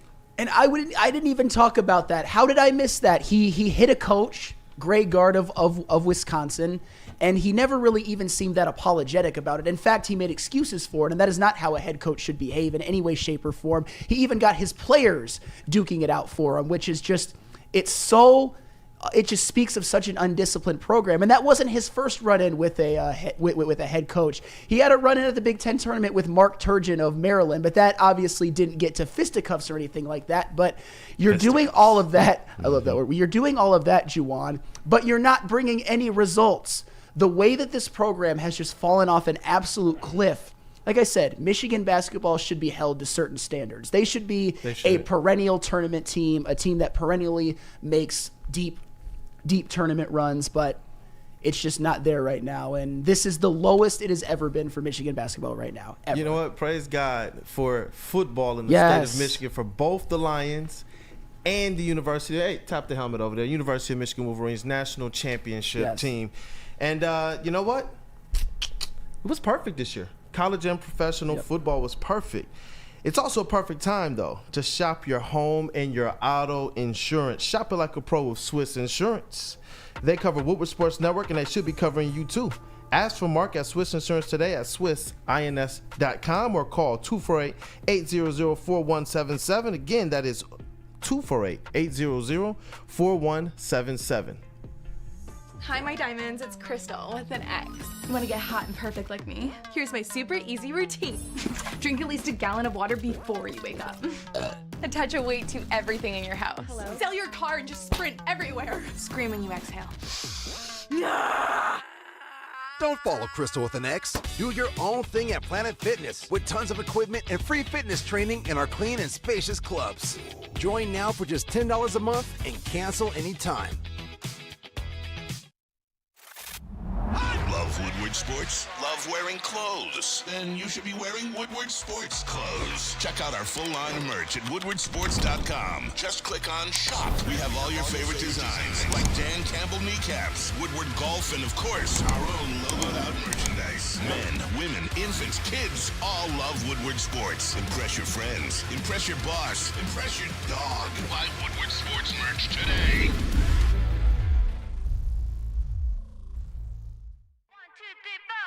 Feel alive during Feldman Chevrolet's biggest New Year's sales event ever. Get the best prices on our huge selection of award-winning Chevrolets. Like this 2024 Equinox for $188 per month. Or this 2024 Silverado for $268 per month. It's the New Year's sales event going on now at Feldman Chevrolet, Michigan's #1 Chevy dealer. Are you tired of wearing the same old Detroit sports merch? It's a new era in sports wearables, new designs, amazing apparel, and the ultimate swag. Check out Woodward Sports' latest gear at woodwardsports.com and click shop. Hoodies, tees, and the hats that are guaranteed to turn heads. Get the latest designs today at woodwardsports.com and click shop. Welcome back. It's Wake Up Woodward with the whole crew, and we got to give out some grades, man. Yeah, look at that, man. It's beautiful. It's beautiful, man. But we got to give out grades. Largely, I believe that the Detroit Lions, if you ask anybody, you would say that they definitely got a passing grade. They got an A. And we're going to continue to grade the certain players, because there's certain players on this roster that you know they were an A. Amon-Ra St. Brown, I would give him an A on the season. Panay Sewell, he would get an A on the season. But there were some players that we could not come to an agreement on what grade they should get. And we're going to start off with none other than J-Mo, Mr. Home Run Hitter himself, Jameson Williams. And Sam, I got to ask you first, man. I got to go to you. Or you know what? I go to Broder. Let's go to Broder. We have our Detroit Lions beat writer and reporter at Woodward Sports Network. And I got to say this first before we ask you your grade. I got to say this. This man did work this year. He did work. The Detroit Pistons would be glad to have you on their actual team because you actually are a winner. He did a lot this year with the Detroit Lions, alongside Terry Foster and the work that he did. And I know Gabby with Woodward and Main Street. But the articles, the reporting, live from Allen Park, making sure that we got all of the videos from practice, all of the side. It was great. It was great. And this was your first season on the beat, and you look like an absolute pro. And I believe that Jameson Williams, as soon as he started to get his first opportunities this year in the season, he absolutely looked like a pro. And I believe he started to change a lot of narratives. Yes. So I need your professional, on the beat take as it relates to Jameson Williams and his season grade. B. I'm giving J-Mo a B. I like a lot of things he did. There's a lot he needs to improve on, but it was hard. He started the season behind. He missed the end of last year, or most of last season, with the torn ACL he suffered against Alabama. And then this season had the suspension, the gambling suspension, to start the first, it was 4 or 5 games before they shrunk it down. So he got off to a late start, and that offense was just slowly ingraining him more and more into their game plan. The things he is doing at the end of the season compared to the beginning really changed my eyes, not in terms of what the effect he can make on this team, because being out there, just being even a decoy, the threat of J-Mo and his speed makes that offense roll so much faster. But as they moved later into the season, Jameson Williams was a really big part of that offense. They started looking to him in big third down situations. They started running a couple reverses where he gets the touchdown. Jameson Williams, to me, is going to be a huge part of the future of this team. He's got to be that number 2. For the Lions to take that next step and get to the Super Bowl next year, he needs to be a clear number 2 to Amon-Ra St. Brown. But for the season, I'm giving him a B. Damn. Nah, okay. A solid B. Yeah. I was thinking of D. Ooh. A D for Jameson Williams. That's a little low. Do you want to go T? Go ahead, T. I won't give him a D because a lot of it's not his fault. I think a lot of it's his coach's fault. Yeah, he did a reverse, and then you don't hear from him for 3 quarters. There was the trust issues. They couldn't trust him. he wasn't professional for a part. But then he started to come along, and you can see the remnants of a guy who's going to be a very good player. But he didn't contribute that much to this team this year. And I think a lot of it, the coaches either didn't have faith in him or they didn't know how to use him. So that's why I'm not going to give him a D, because it's not all his fault. But I'm going to give him a C. All right, Terry, you're onto something. And first of all, let me just say this. With all due respect, Matt Broder, I think you're out of your mind for giving a B. And many things can be true. And you mentioned it even in your soliloquy. I think that next year there is a very good chance that Jameson Williams is going to be wide receiver 2. I would like to see it. Yeah. In fact, I think it would be a massive disappointment if he is not. And I've given you this. He made a lot of big plays during this season. You look at the Tampa Bay touchdown, the touchdown in the first game against the Bears to cut the lead to 5. You look at that 60-yard bomb against the Cowboys. You look at the end around in the 49ers playoff game, the NFC Championship game, that was the first touchdown of the game. But here's the reality when it comes to Jameson Williams. He's not definitively a bust, but his numbers would tell you that he is a bust, at least as of right now, or he has bust-like numbers, because this season, Jameson Williams gets a lot of love for somebody who had 354 receiving yards, somebody who has still not had a game in which he has 70 or more receiving yards. And oh, by the way, and this isn't me trying to be mean, I just have to give you some context. Out of all of the receivers drafted in the 2022 class, Jameson Williams had the 11th most receiving yards out of all of them. He had fewer than Wan'Dale Robinson. He had fewer than Alec Pierce. He had fewer than fourth-round receivers Romeo Doubs and Khalil Shakir. So all those things can be true. Did J-Mo make plays? Yes. Was he consistently somebody who contributed greatly to this team? I would say no. And oh, by the way, and I think this is really damning. A lot of people want to put their blinders on, but I have to put these numbers out just so you know them, just so you can digest them. And you wouldn't be Flannel if you didn't. No, I would not.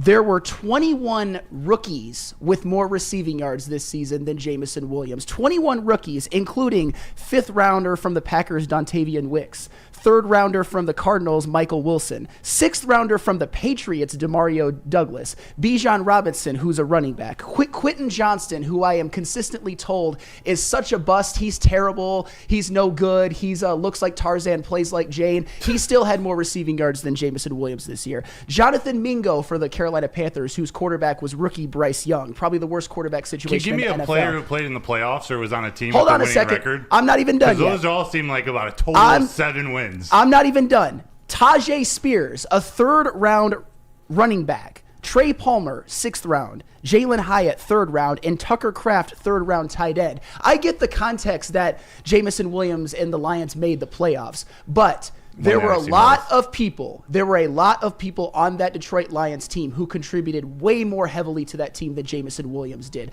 I like the potential. I like the big play ability. I like that they were getting him more consistently involved, like in the Broncos game, for example, where he had 5 catches. But the numbers will tell you that Jameson Williams has been a massive disappointment and a bust. Am I saying that he is a bust? Not necessarily, because he's contributed to winning games at times, but you need to hold him to a standard. He's the number 12 overall pick. And if you're looking at receivers from that draft class, the only ones who you, in my opinion, who you can definitively say are not a bust are Garrett Wilson and Chris Olave. These are guys that from day one were like absolute stars, 1,000-yard receivers both years. Garrett Wilson was Rookie of the Year. But Jameson Williams, he just has not earned that carte blanche for me yet, not even close. So his grade for me for this season is D+. Wow. Wow. That's crazy. You got flanneled. Oh, no. I think he proved the point that I don't even think I need to rebuttal, because he said, the numbers, it doesn't paint the whole context. They're just numbers. Jameson Williams, all those competing players he named are on 3 and 14 teams. They're all trash. Jameson Williams actually contributes to winning football. Jameson Williams He's on a bust. never existed with the Lions who made the playoffs this year. Yes. Maybe. Yes. 1,000% yes. You know how I know that? Because they were a 3-1 in the games in which he didn't play. And then they won the Vikings game in which he sat out after he got injured in the Cowboys game. I'm not saying that Jameson Williams doesn't elevate their ceiling, but if you took Amon-Ra off of this team, they'd probably be screwed. But a lot of those players that you mentioned, as having better seasons than Jameson Williams. I believe that if you put Jameson Williams in their position, those teams probably actually are in a position where they have to use him, and his stats go up, and up. Like, when I look at Jameson Williams and I look at the season that he did have, I got to side with Terry a little bit. My grade for him was going to be a C+. Part of that is on him. You know, the injuries, that happens in football, but the inability to be there because of the suspension, that's on him. And I have to be able to say, you know what? They said that they needed to get a little bit more chemistry between he and Jared Goff, and his inability to be there at the start of the season because of that suspension. That cost him a lot. But I believe that this is more of a team grade. This is almost like we're giving out finals, right? We're giving out grades during finals week of the Lions. This was the team project. This isn't just all on him. I don't believe that the Detroit Lions put Jameson Williams in the best position to succeed. And I think that that's something that they absolutely have to have figured out, because we're all sitting up here believing that next season he has to be, or is going to be, or is trending to be wide receiver number 2. These are the kind of some of the things that we're hearing bantied about. If they don't fix something as it relates to the game plan right away with Jameson Williams, I don't believe that this is going to be I think we're going to see pretty much a repeat of what we saw this year, and we're going to be sitting here realistically without anything to really base this off of. Who is Jameson Williams? And here's what I said. Don't do anything stupid during the offseason. Don't get suspended. Don't do any gambling stuff. Find out what Jared Goff's home address is and build some chemistry. This is when you build chemistry. It's during the offseason. It's not during the season, because everybody's hustling, trying to get better. You're trying to do the team stuff. But now, this is the time in May, June, before training camp starts, but before training camp and OTA start, this is when you become a real wide receiver. And you know what? That, to me, is going to be the biggest answer to the question I just had. Who is Jameson Williams? If Jameson can't go out this offseason and put in the work, I don't mean just your individuals. I don't mean, he was in Detroit giving out, money to some of the kids who are selling bottles. Hey, that's all fine, Danny, good, and all that. You're brought here, though, to realistically have the talent of a wide receiver number 1. You're brought here to be an absolute game breaker, not every now and then, but to be somebody that your team knows we can depend on right away. I want to see exactly like you said, how does Jameson Williams work this offseason? Because I believe his talent is an absolute A+. You can't deny his speed. You cannot deny his breakaway ability. You cannot deny his ability to make a big play, because most of his plays that he did get called from were big plays. Even when I remember, I forget which game it was. Was it the Vikings game where they threw short behind the sticks to him and he was able to make the kind of juke on the sideline and get that first down? First Vikings game. Yeah, and that was in the one to lock up the division. And you can see just kind of how pumped up he was. I believe that type of energy is something that the Detroit Lions absolutely need from a wide receiver. You see Amon-Ra, he kind of carries that big game wide receiver mentality. And I see Jameson with the same type of persona, but not the same type of production. And obviously there's more that he has to do to make this coaching staff comfortable. You think Jameson Williams and St. Brown have the same persona? As it relates to after they make big plays, you see how these guys walk around the field and how they talk. St. Brown is walking around like focused, like he wants to kick somebody's ass every day. J-Mo is just going around having a good time. Now, here's where you're going to lose me. If I read in the next few days, J-Mo's going on a 2-month vacation to Aruba or Hawaii or something like that, I'm done with him. Because I normally don't tell people what to do in the offseason, but when you've got something to prove, when you have all this talent, he needs to get his ass to California or Florida, wherever Jared Goff is. They need to be bosom buddies. And I agree 100% with that. See, bosom buddies? Jameson, bosom buddies. Bosom buddies. It needs to be like Testy Malone and your friend, man. That's what it needs to be. Boudini, J-Mo and Jared Goff. And that's exactly it, man. If they do not put in that work this offseason to get that chemistry, to make sure that the coordinators and the coaches can feel comfortable putting Jameson Williams in big positions, big spots. This is a situation where we started off the show with their season aspirations, their season goals, Super Bowl appearance or bust. Sam even took it as far as saying he wants to see them win the Super Bowl. Jameson Williams, like you guys have already talked about, I think that they can get there without him. But in terms of with him, I believe that he adds this kind of next level. We don't have anybody like that on our squad. Nope. A player that you can move all around and use in the run game effectively. Somebody that has that game-breaking speed. And you talked about it all season, that you wanted him to be able to just let the Lions, let Jameson Williams fly. Let him fly. Why didn't you think they let him do that? I used to think it was their uncomfortability with Jameson Williams. And now that you kind of brought it up, yeah, I want to see this guy in the trenches. As our guy Max at the beginning of the show said, get in the trenches. Get in the trenches. Show these coaches something. Show Jared Goff something. Because we saw how comfortable he was with some of the other wide receivers, especially the one that came with him from the LA Rams and Reynolds. You know, and it clicked. It worked. And as he got a little bit more comfortable with Jameson Williams, as the season progressed on, especially later in the season, getting into the playoffs, I don't know if Jameson Williams was somebody that was forced on him, hey, make this work, or if it was something where they actually started to get the chemistry together.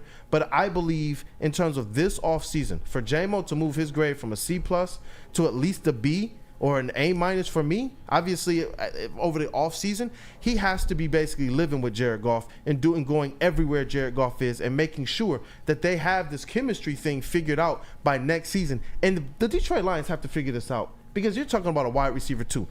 They have a whole offseason ahead of them, and it would be really good if they knew Jameson Williams can be depended on. Broder, you were about to say something about him being a game changer as well. Yeah, he is a game changer. He's a stud. He's a stud. He is going to be that number 2. Just like all the other rookies and young players on this team, it's just taking a minute to get him ingrained in the offense. We saw Jahmyr Gibbs then move a little bit slower, getting him touches. Jack Campbell getting him out on the field. So this is nothing new. He just happened to his schedule for being on the field has changed. But what I would say to that though is, like, I don't like the Jahmyr Gibbs comparison, because Jahmyr Gibbs by the end of the year almost had 1,000 yards rushing as a rookie. My thing is that if you want to say that Jameson Williams has the talent to be the number 2 wide receiver next year and has star potential, I will grant you that. And I will even grant you that he showed it in short spurts this year. It's just with the production that he has put up, people are already ready to crown him. They almost have like a parental love towards him. And or like not even a parental love. Like I've always said that I think a lot of fans in the chat would let Jameson Williams sleep with their wives. And not only that, they would watch. They would watch and they would hope that J-Mo impregnates their wives, and when the baby is born, they would treat the J-Mo baby better than their own kids, because they just have J-Mo at their teat now. That's what I'm saying. Let him actually do more first before we crown him. To be quick. Yes. Oh my gosh, bro! Hey, listen, yo, the chat, I don't know man. where to go from there. The chat for their grade, man. They got an A 13%, C 13%, other 6%. That's what I'm saying. If any 67% of the people have him at a B. But what you saying, T-Foss?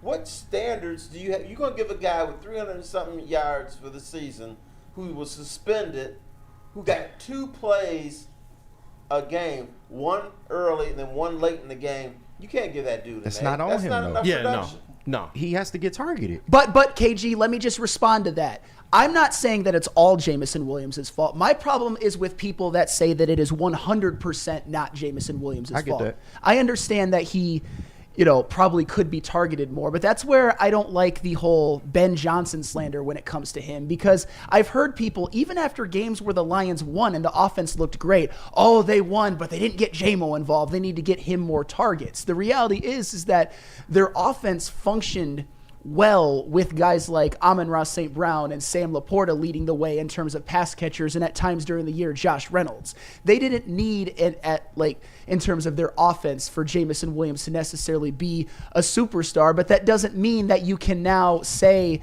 that, like, if you gave him an A grade, I think you have lost your mind. I think the fact that the majority gave him a B is insane at this point. All I'm saying is that Jameson Williams, at some point, every great receiver in the NFL history has put up big numbers. Do I think Jameson Williams is capable of doing it next year? Yes. Has he done it yet? No. Man, I think the grading curve is real weak around here. What are you gonna give him a C just for putting on his shoes? Look, I give him a C+. I give him a C+. Because because there's information that we don't have yet. It's who is Jameson Williams going to be? Who is he as it relates to his work ethic? What is he going to do to put this stuff on tape? Because he's been injured during some of these off seasons as well. This is the off season going in to where I believe he's going to prove or disprove a whole lot about who Jameson Williams is. Beyond that, once he does those things, I believe that it gives Jared Goff a little bit more comfortability. I believe it gives the coaching staff a little bit more comfortability, because if it's on both of them, that's why I give this thing a C plus for me. And my name is Detroit Kool-Aid, man, but I'm not drinking the Kool-Aid on this one just yet. Would Jameson Williams have the second most receptions for the Lions in 2024 behind, I guess, St. Brown? I got to see how he works this offseason. I would guess that St. Brown and Sam Laporta are going to be up there.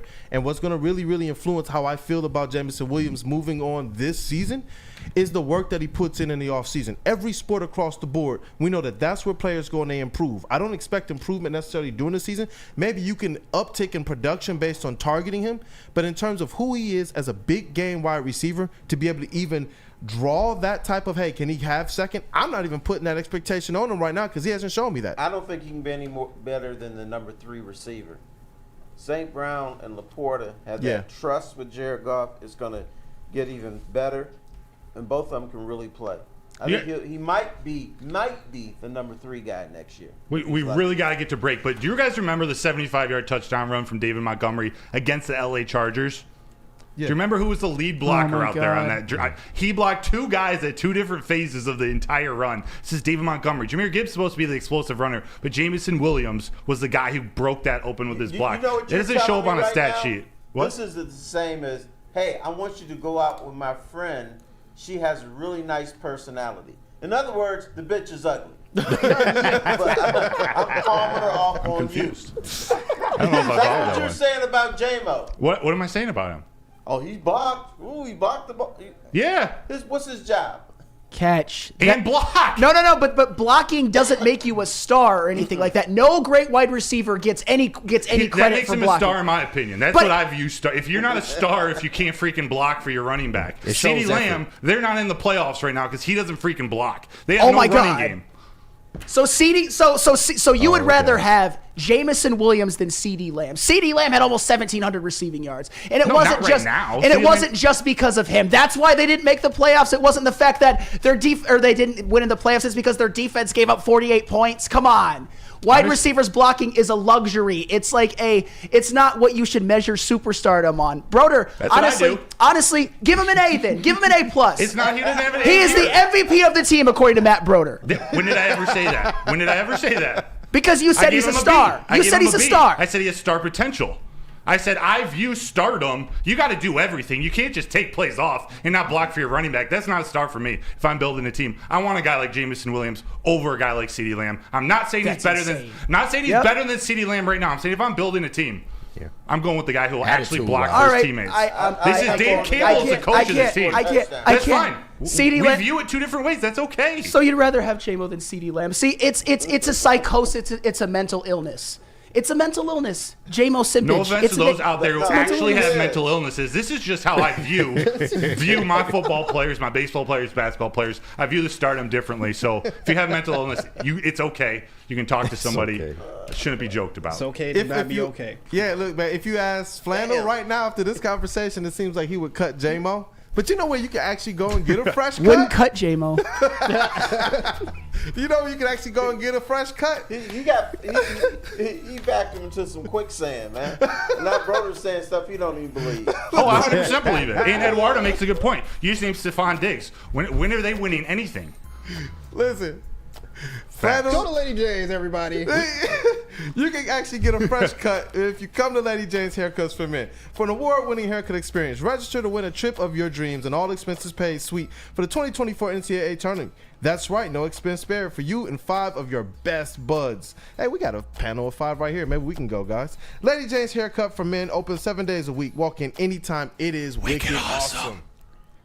Come to Lady Jane's for an award-winning haircut experience and register for a once-in-a-lifetime opportunity to win an all-expenses-paid suite for the 2024 NCAA tournament for you and 5 of your best buds. Lady Jane's open 7 days a week. Walk in anytime. It's wicked awesome. A ton of fun, a ton of sports, and a ton of man meat. Welcome to the Woodward Heavyweights, live daily 5 to 7 p.m. on Woodward Sports. No. Stop searching for a vehicle That's and a cool start one. finding one. Les Stanford Chevrolet Cadillac makes it easy. We harness the power of multiple dealerships and own the biggest selection of GM brands in the area to get you the car you need. With the Les Stanford Group, you'll have access to 4 different dealerships, providing you with more makes, more models, and more choices. We're connected to more than 1,000 vehicles. And with so many high-quality CPO vehicles available, you'll find new car quality at pre-owned prices. You can start and end your search at lesstanford.com today.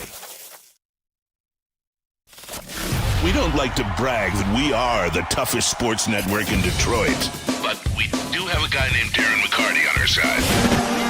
Woodward Sports.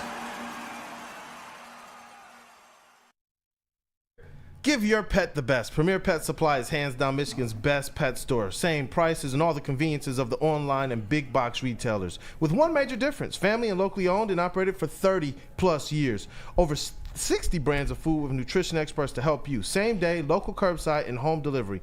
Premier Pet Supply. Give your pet the best. www.premierpetsupply.com.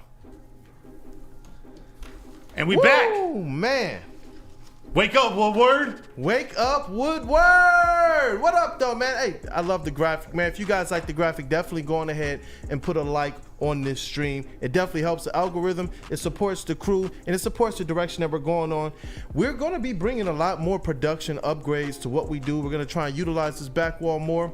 We're going to even try and upgrade the flannel area over there as well. Today, he has his therapist on the couch with him, and T. Foss.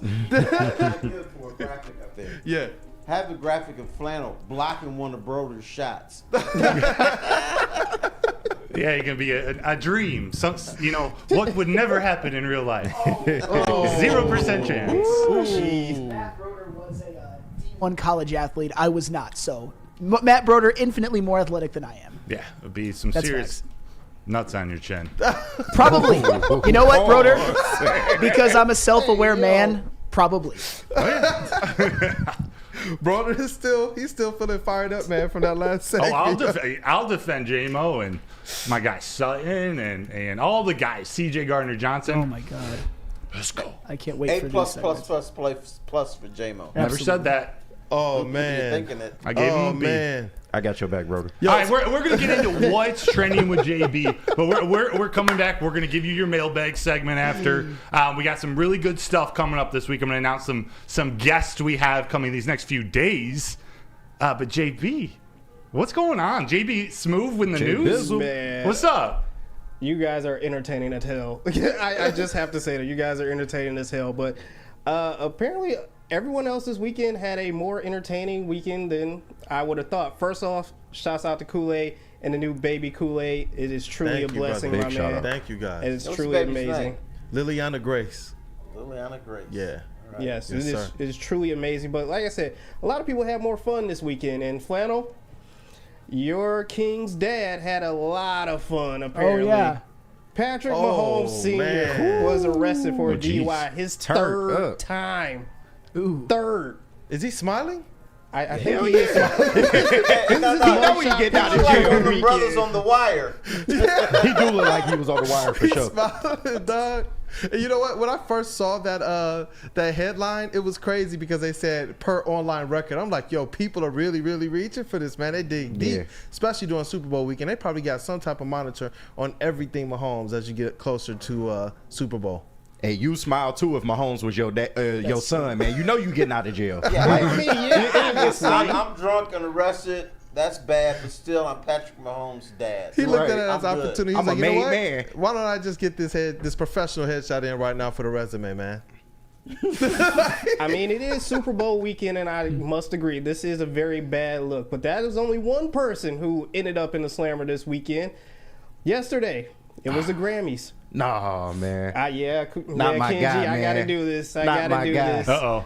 Killer Mike won 3 Grammys and then got walked out of the Crypto.com arena. Whack. Garbage. In handcuffs. Wow.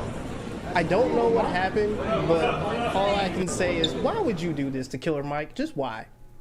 On top of the fact that all the Grammys that he won wasn't televised. On top of that, yeah, he was selling fraudulent NFTs at Crypto.com Arena. Scams, rug pulls they call it. Maybe they arrested him because he can't sing. He can rap though. He can rap. I got this killer Can't up rap. inside. Best of rap me. album of the year. I don't understand. Defend your man, KG. It's okay. no, but like that's Y'all can't do that to Killer Mike, man. That's He a tale of two. You win all those Grammys and then you leave in handcuffs. It's just life comes at you fast, right? I see some free Killer Mics in the chats, man. Yes. I know. Screw the Grammys, man. The Grammys are a joke, especially the black artists. So, Hey, Free Hey, you know Killer what? I Mike. stand on that. Stand on business, KG. oh yeah, all day. Isn't he from Exactly. Africa though? Killer Mike? Yeah, I thought he's from Africa. No, he's from Georgia, Atlanta. Close, bro. Hey, Africa, So is J-Mo. Wait, what? He's from Georgia. Oh yeah. Oh yeah. This killer up inside of me. I thought you meant Africa. I was like, man. Yeah, I was like, wait. Oh wait, no, I'm not touching that topic. Free Killer Mike. Man. Onward, move on. No. Right, yeah. Get me out of here. Woodward. Free my dog, He was man. arrested. All my right, dog. moving on. All right, so there's one more person that also had a little bit too much fun this weekend, and I don't know why you would do this the arrest to this weekend. this national treasure right here. You just said you. I did Lisa nothing wrong. Ann got I arrested. didn't touch everybody. anything. No. I want to Who's see this? that, right?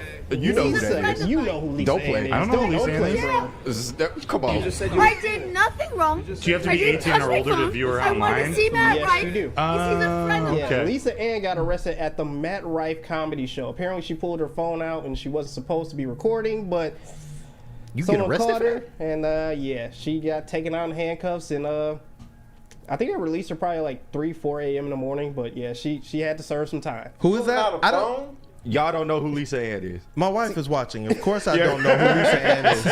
Not at all. Good man. All right. Let's go around the room. Who knows Lisa Ann? Sam? Nope. Everybody raise your I hand. don't know her. I know I don't like her because she talked too much. I did nothing wrong. That never works for us. Yeah. A national treasure got arrested. Any of Unbelievable. y'all been arrested? No. Nothing? I have. Nope. Multiple times. Damn. All right. Nothing crazy. All traffic shit, though. All traffic shit. What was But the worst I have been offense? put in the cuffs multiple times. I got arrested. Did you? Bank robbery. You Bank robbed a robbery? bank? For real? I didn't do it. That's what they all I say. didn't T. do it. I didn't do it. That's what they all say. They released me. They didn't arrest you for messing with Minnie Mouse at Disney World, man? No. They gave me some love for that. Oh, okay. Somebody had to hit her. Huh? Lisa Ann was the first one to ask for the handcuffs. You know, they were coming to get her. She was like, yeah, let's start the show. Don't know who she is. Okay. Well, that's it a for good what's one. trending with JP. Back Free to Lisa, you guys. Oh man. And you know what? We're gonna take a quick break real quick, man. Mailbag! Talking about working out, right? Planet Fitness is home of the judgment-free zone where anyone, and we mean anyone, can feel comfortable and work on their fitness goals. At Planet Fitness, you will experience a squeaky clean gym that has tons of equipment, a full body workout in just 30 minutes, and all memberships include fitness training. You get all of this for just $10 a month and no commitment. No matter where you are, there's a Planet Fitness close by. At the Grammys, if you're in jail, hey, there are more than 50 in Metro Detroit and thousands more throughout the world. Visit your local Planet Fitness today or visit them online at planetfitness.com. Feel alive during Feldman Chevrolet's biggest New Year's sales event ever. Get the best prices on our huge selection of award-winning Chevrolets. Like this 2024 Equinox for $188 per month. Or this 2024 Silverado for $268 per month. It's the New Year's sales event going on now at Feldman Chevrolet, Michigan's #1 Chevy dealer. We don't like to brag that we are the toughest sports network in Detroit, but we do have a guy named Darren McCarty on our side. Woodward Sports. Where's the most convenient place to get that big fitness energy? It's Planet Fitness. Join today for just $1 down, $10 a month. With over 2,400 locations and equipment for every workout, you can get in, get energized, and get going. And with free fitness training and most clubs open 24 hours, everyone belongs in the judgment-free zone. So join today for $1 down, $10 a month, no commitment, cancel anytime.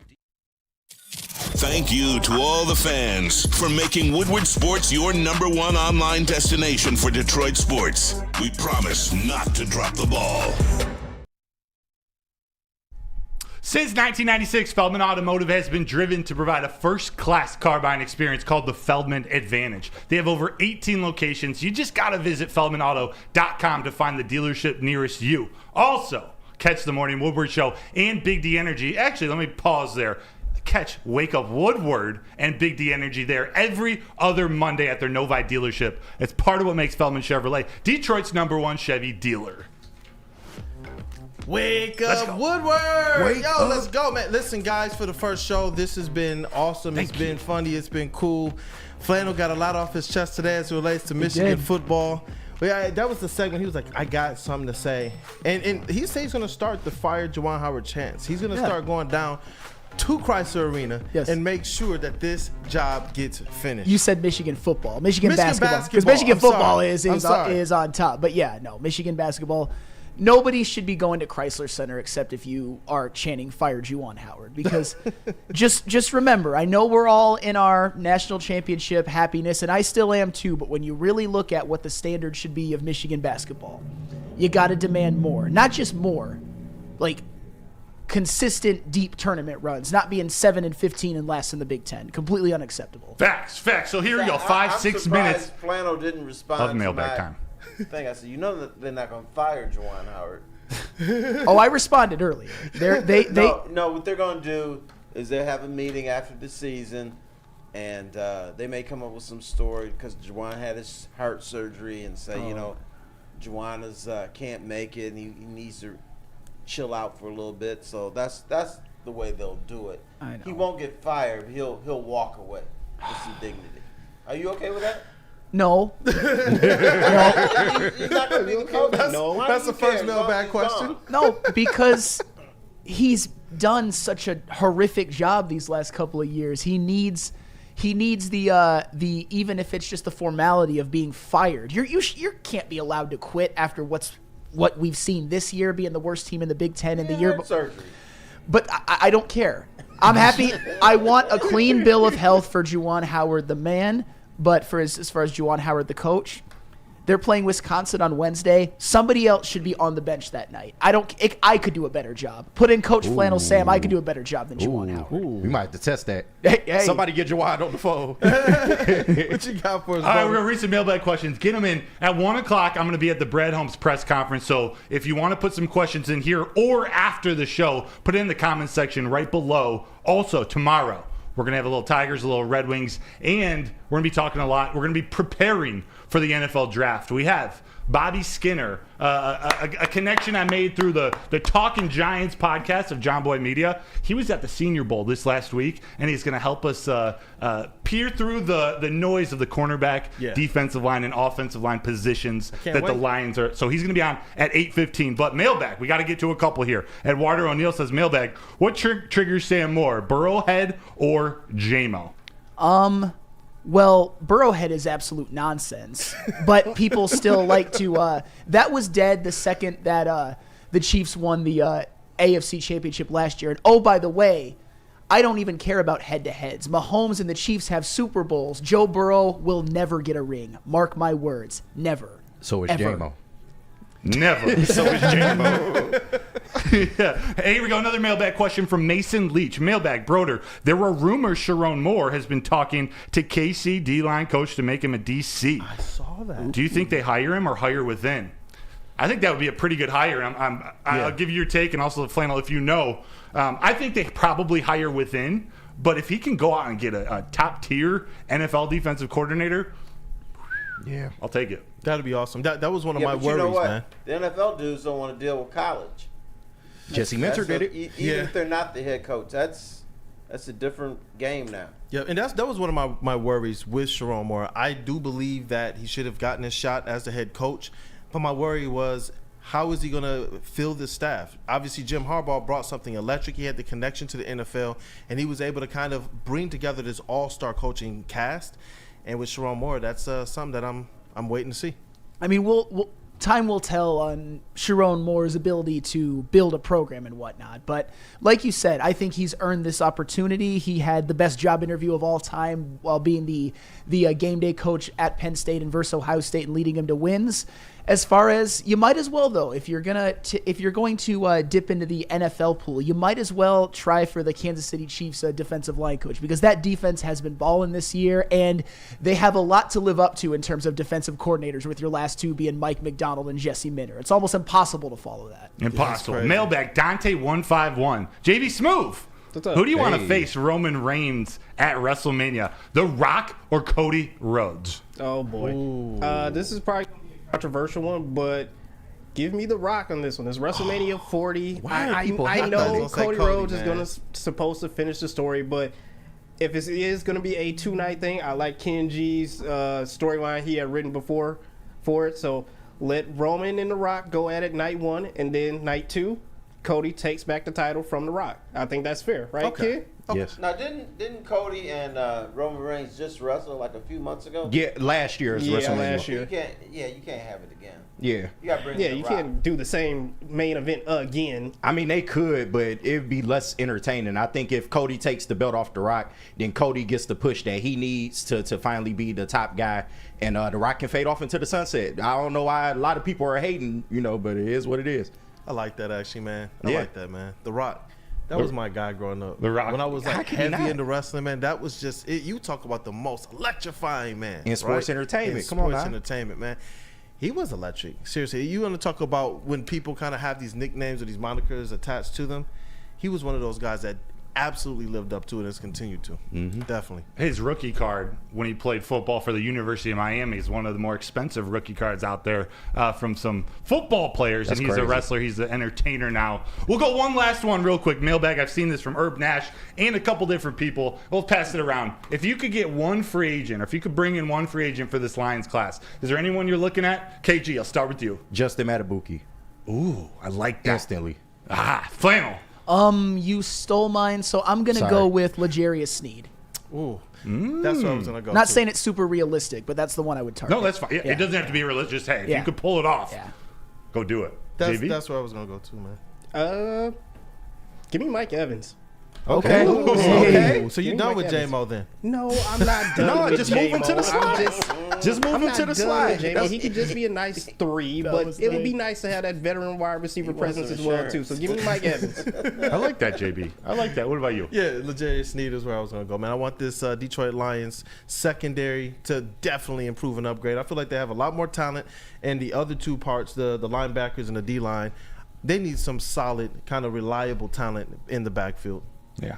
All right, I'm going to go, I don't know if it's realistic, but I'm going to go Jalen Johnson. Same kind of idea you guys had. Maybe David Montgomery and Amon-Ra St. Brown, maybe Equanimous St. Brown can convince him to come over to Detroit. No, but having someone like Jalen Johnson back there would be a game changer. Jalen Johnson, credit to you, because that's probably Jalen Johnson was arguably the best corner in football last year. I think he's going to re-sign with the Bears, but if he's somebody that the Lions could get, imagine putting Jalen Johnson on this defense. Oh my That'd be nice. He might be playing on Sunday. Sheesh. Cool, you want to take us out? I Show do. number 1? I do. But you got a couple minutes there is here? one thing that I have to talk about. The NBA world, the sports world in general, it suffered a loss yesterday. Somebody that I refer to as a legend. His name is Earl Cureton. Rest in peace, Big Earl. It was announced yesterday, and this is crazy because if my wife didn't go into labor on Friday and we were there through the weekend, Saturday and Sunday, I was actually, here he goes, man, me and Earl, I was actually supposed to interview him on his new book. That was the day we were supposed to do it right before the game. And when I got that email, when I first saw the press release come out, I thought it was just another community organization event because that community organizer, I saw his name. And the one thing I can tell you is he's one of those guys that doesn't just, I love the community. No, he's at every single event. And if the Pistons aren't platforming it, he's somebody that's out there himself with his own money and his own resources. in the streets of Detroit. University of Detroit Mercy legend. He played for the Pistons for a few years before things really got cracking with those bad boys. And he was overall a great person. Almost every single home game that I had, he was just somebody that would just, hey, he saw me in my first press conference too. And when I came out of the press conference, he called me into the Players Club, which is just across the hall from the press conference room. He said, man, you looked a little nervous in there. You're doing fine. You're doing fine. I've heard about you, man. You're a good kid. And we started to develop this relationship over the last 2 to 3 years. And in every single community event that I went to, I loved what the Pistons are doing for the city of Detroit.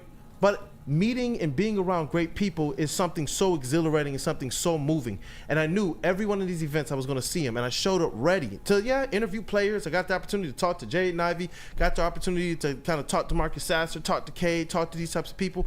But Earl was one of those people. Just I don't care where he's been in life. And when you look across social media, where everybody's kind of putting up, yo, Earl is this, Earl is great, and you start to see younger guys who probably never even saw him play. It's because of the impact he continued to make in the lives of people. Anybody at Pistons games, he would stop and talk to them, wish them well, and the conversation doesn't just end there. One of the last interview that I had with him, and it was for the Christmas drive, the Toys for Tot Christmas drive, and I asked him what are his last words. And it was all well wishes for my family, and he knew that we were expecting and such. And it was like, that's the type of guy that he was. Mm-hmm. He was always there encouraging. He was always there trying to make sure that you had what you needed to be successful.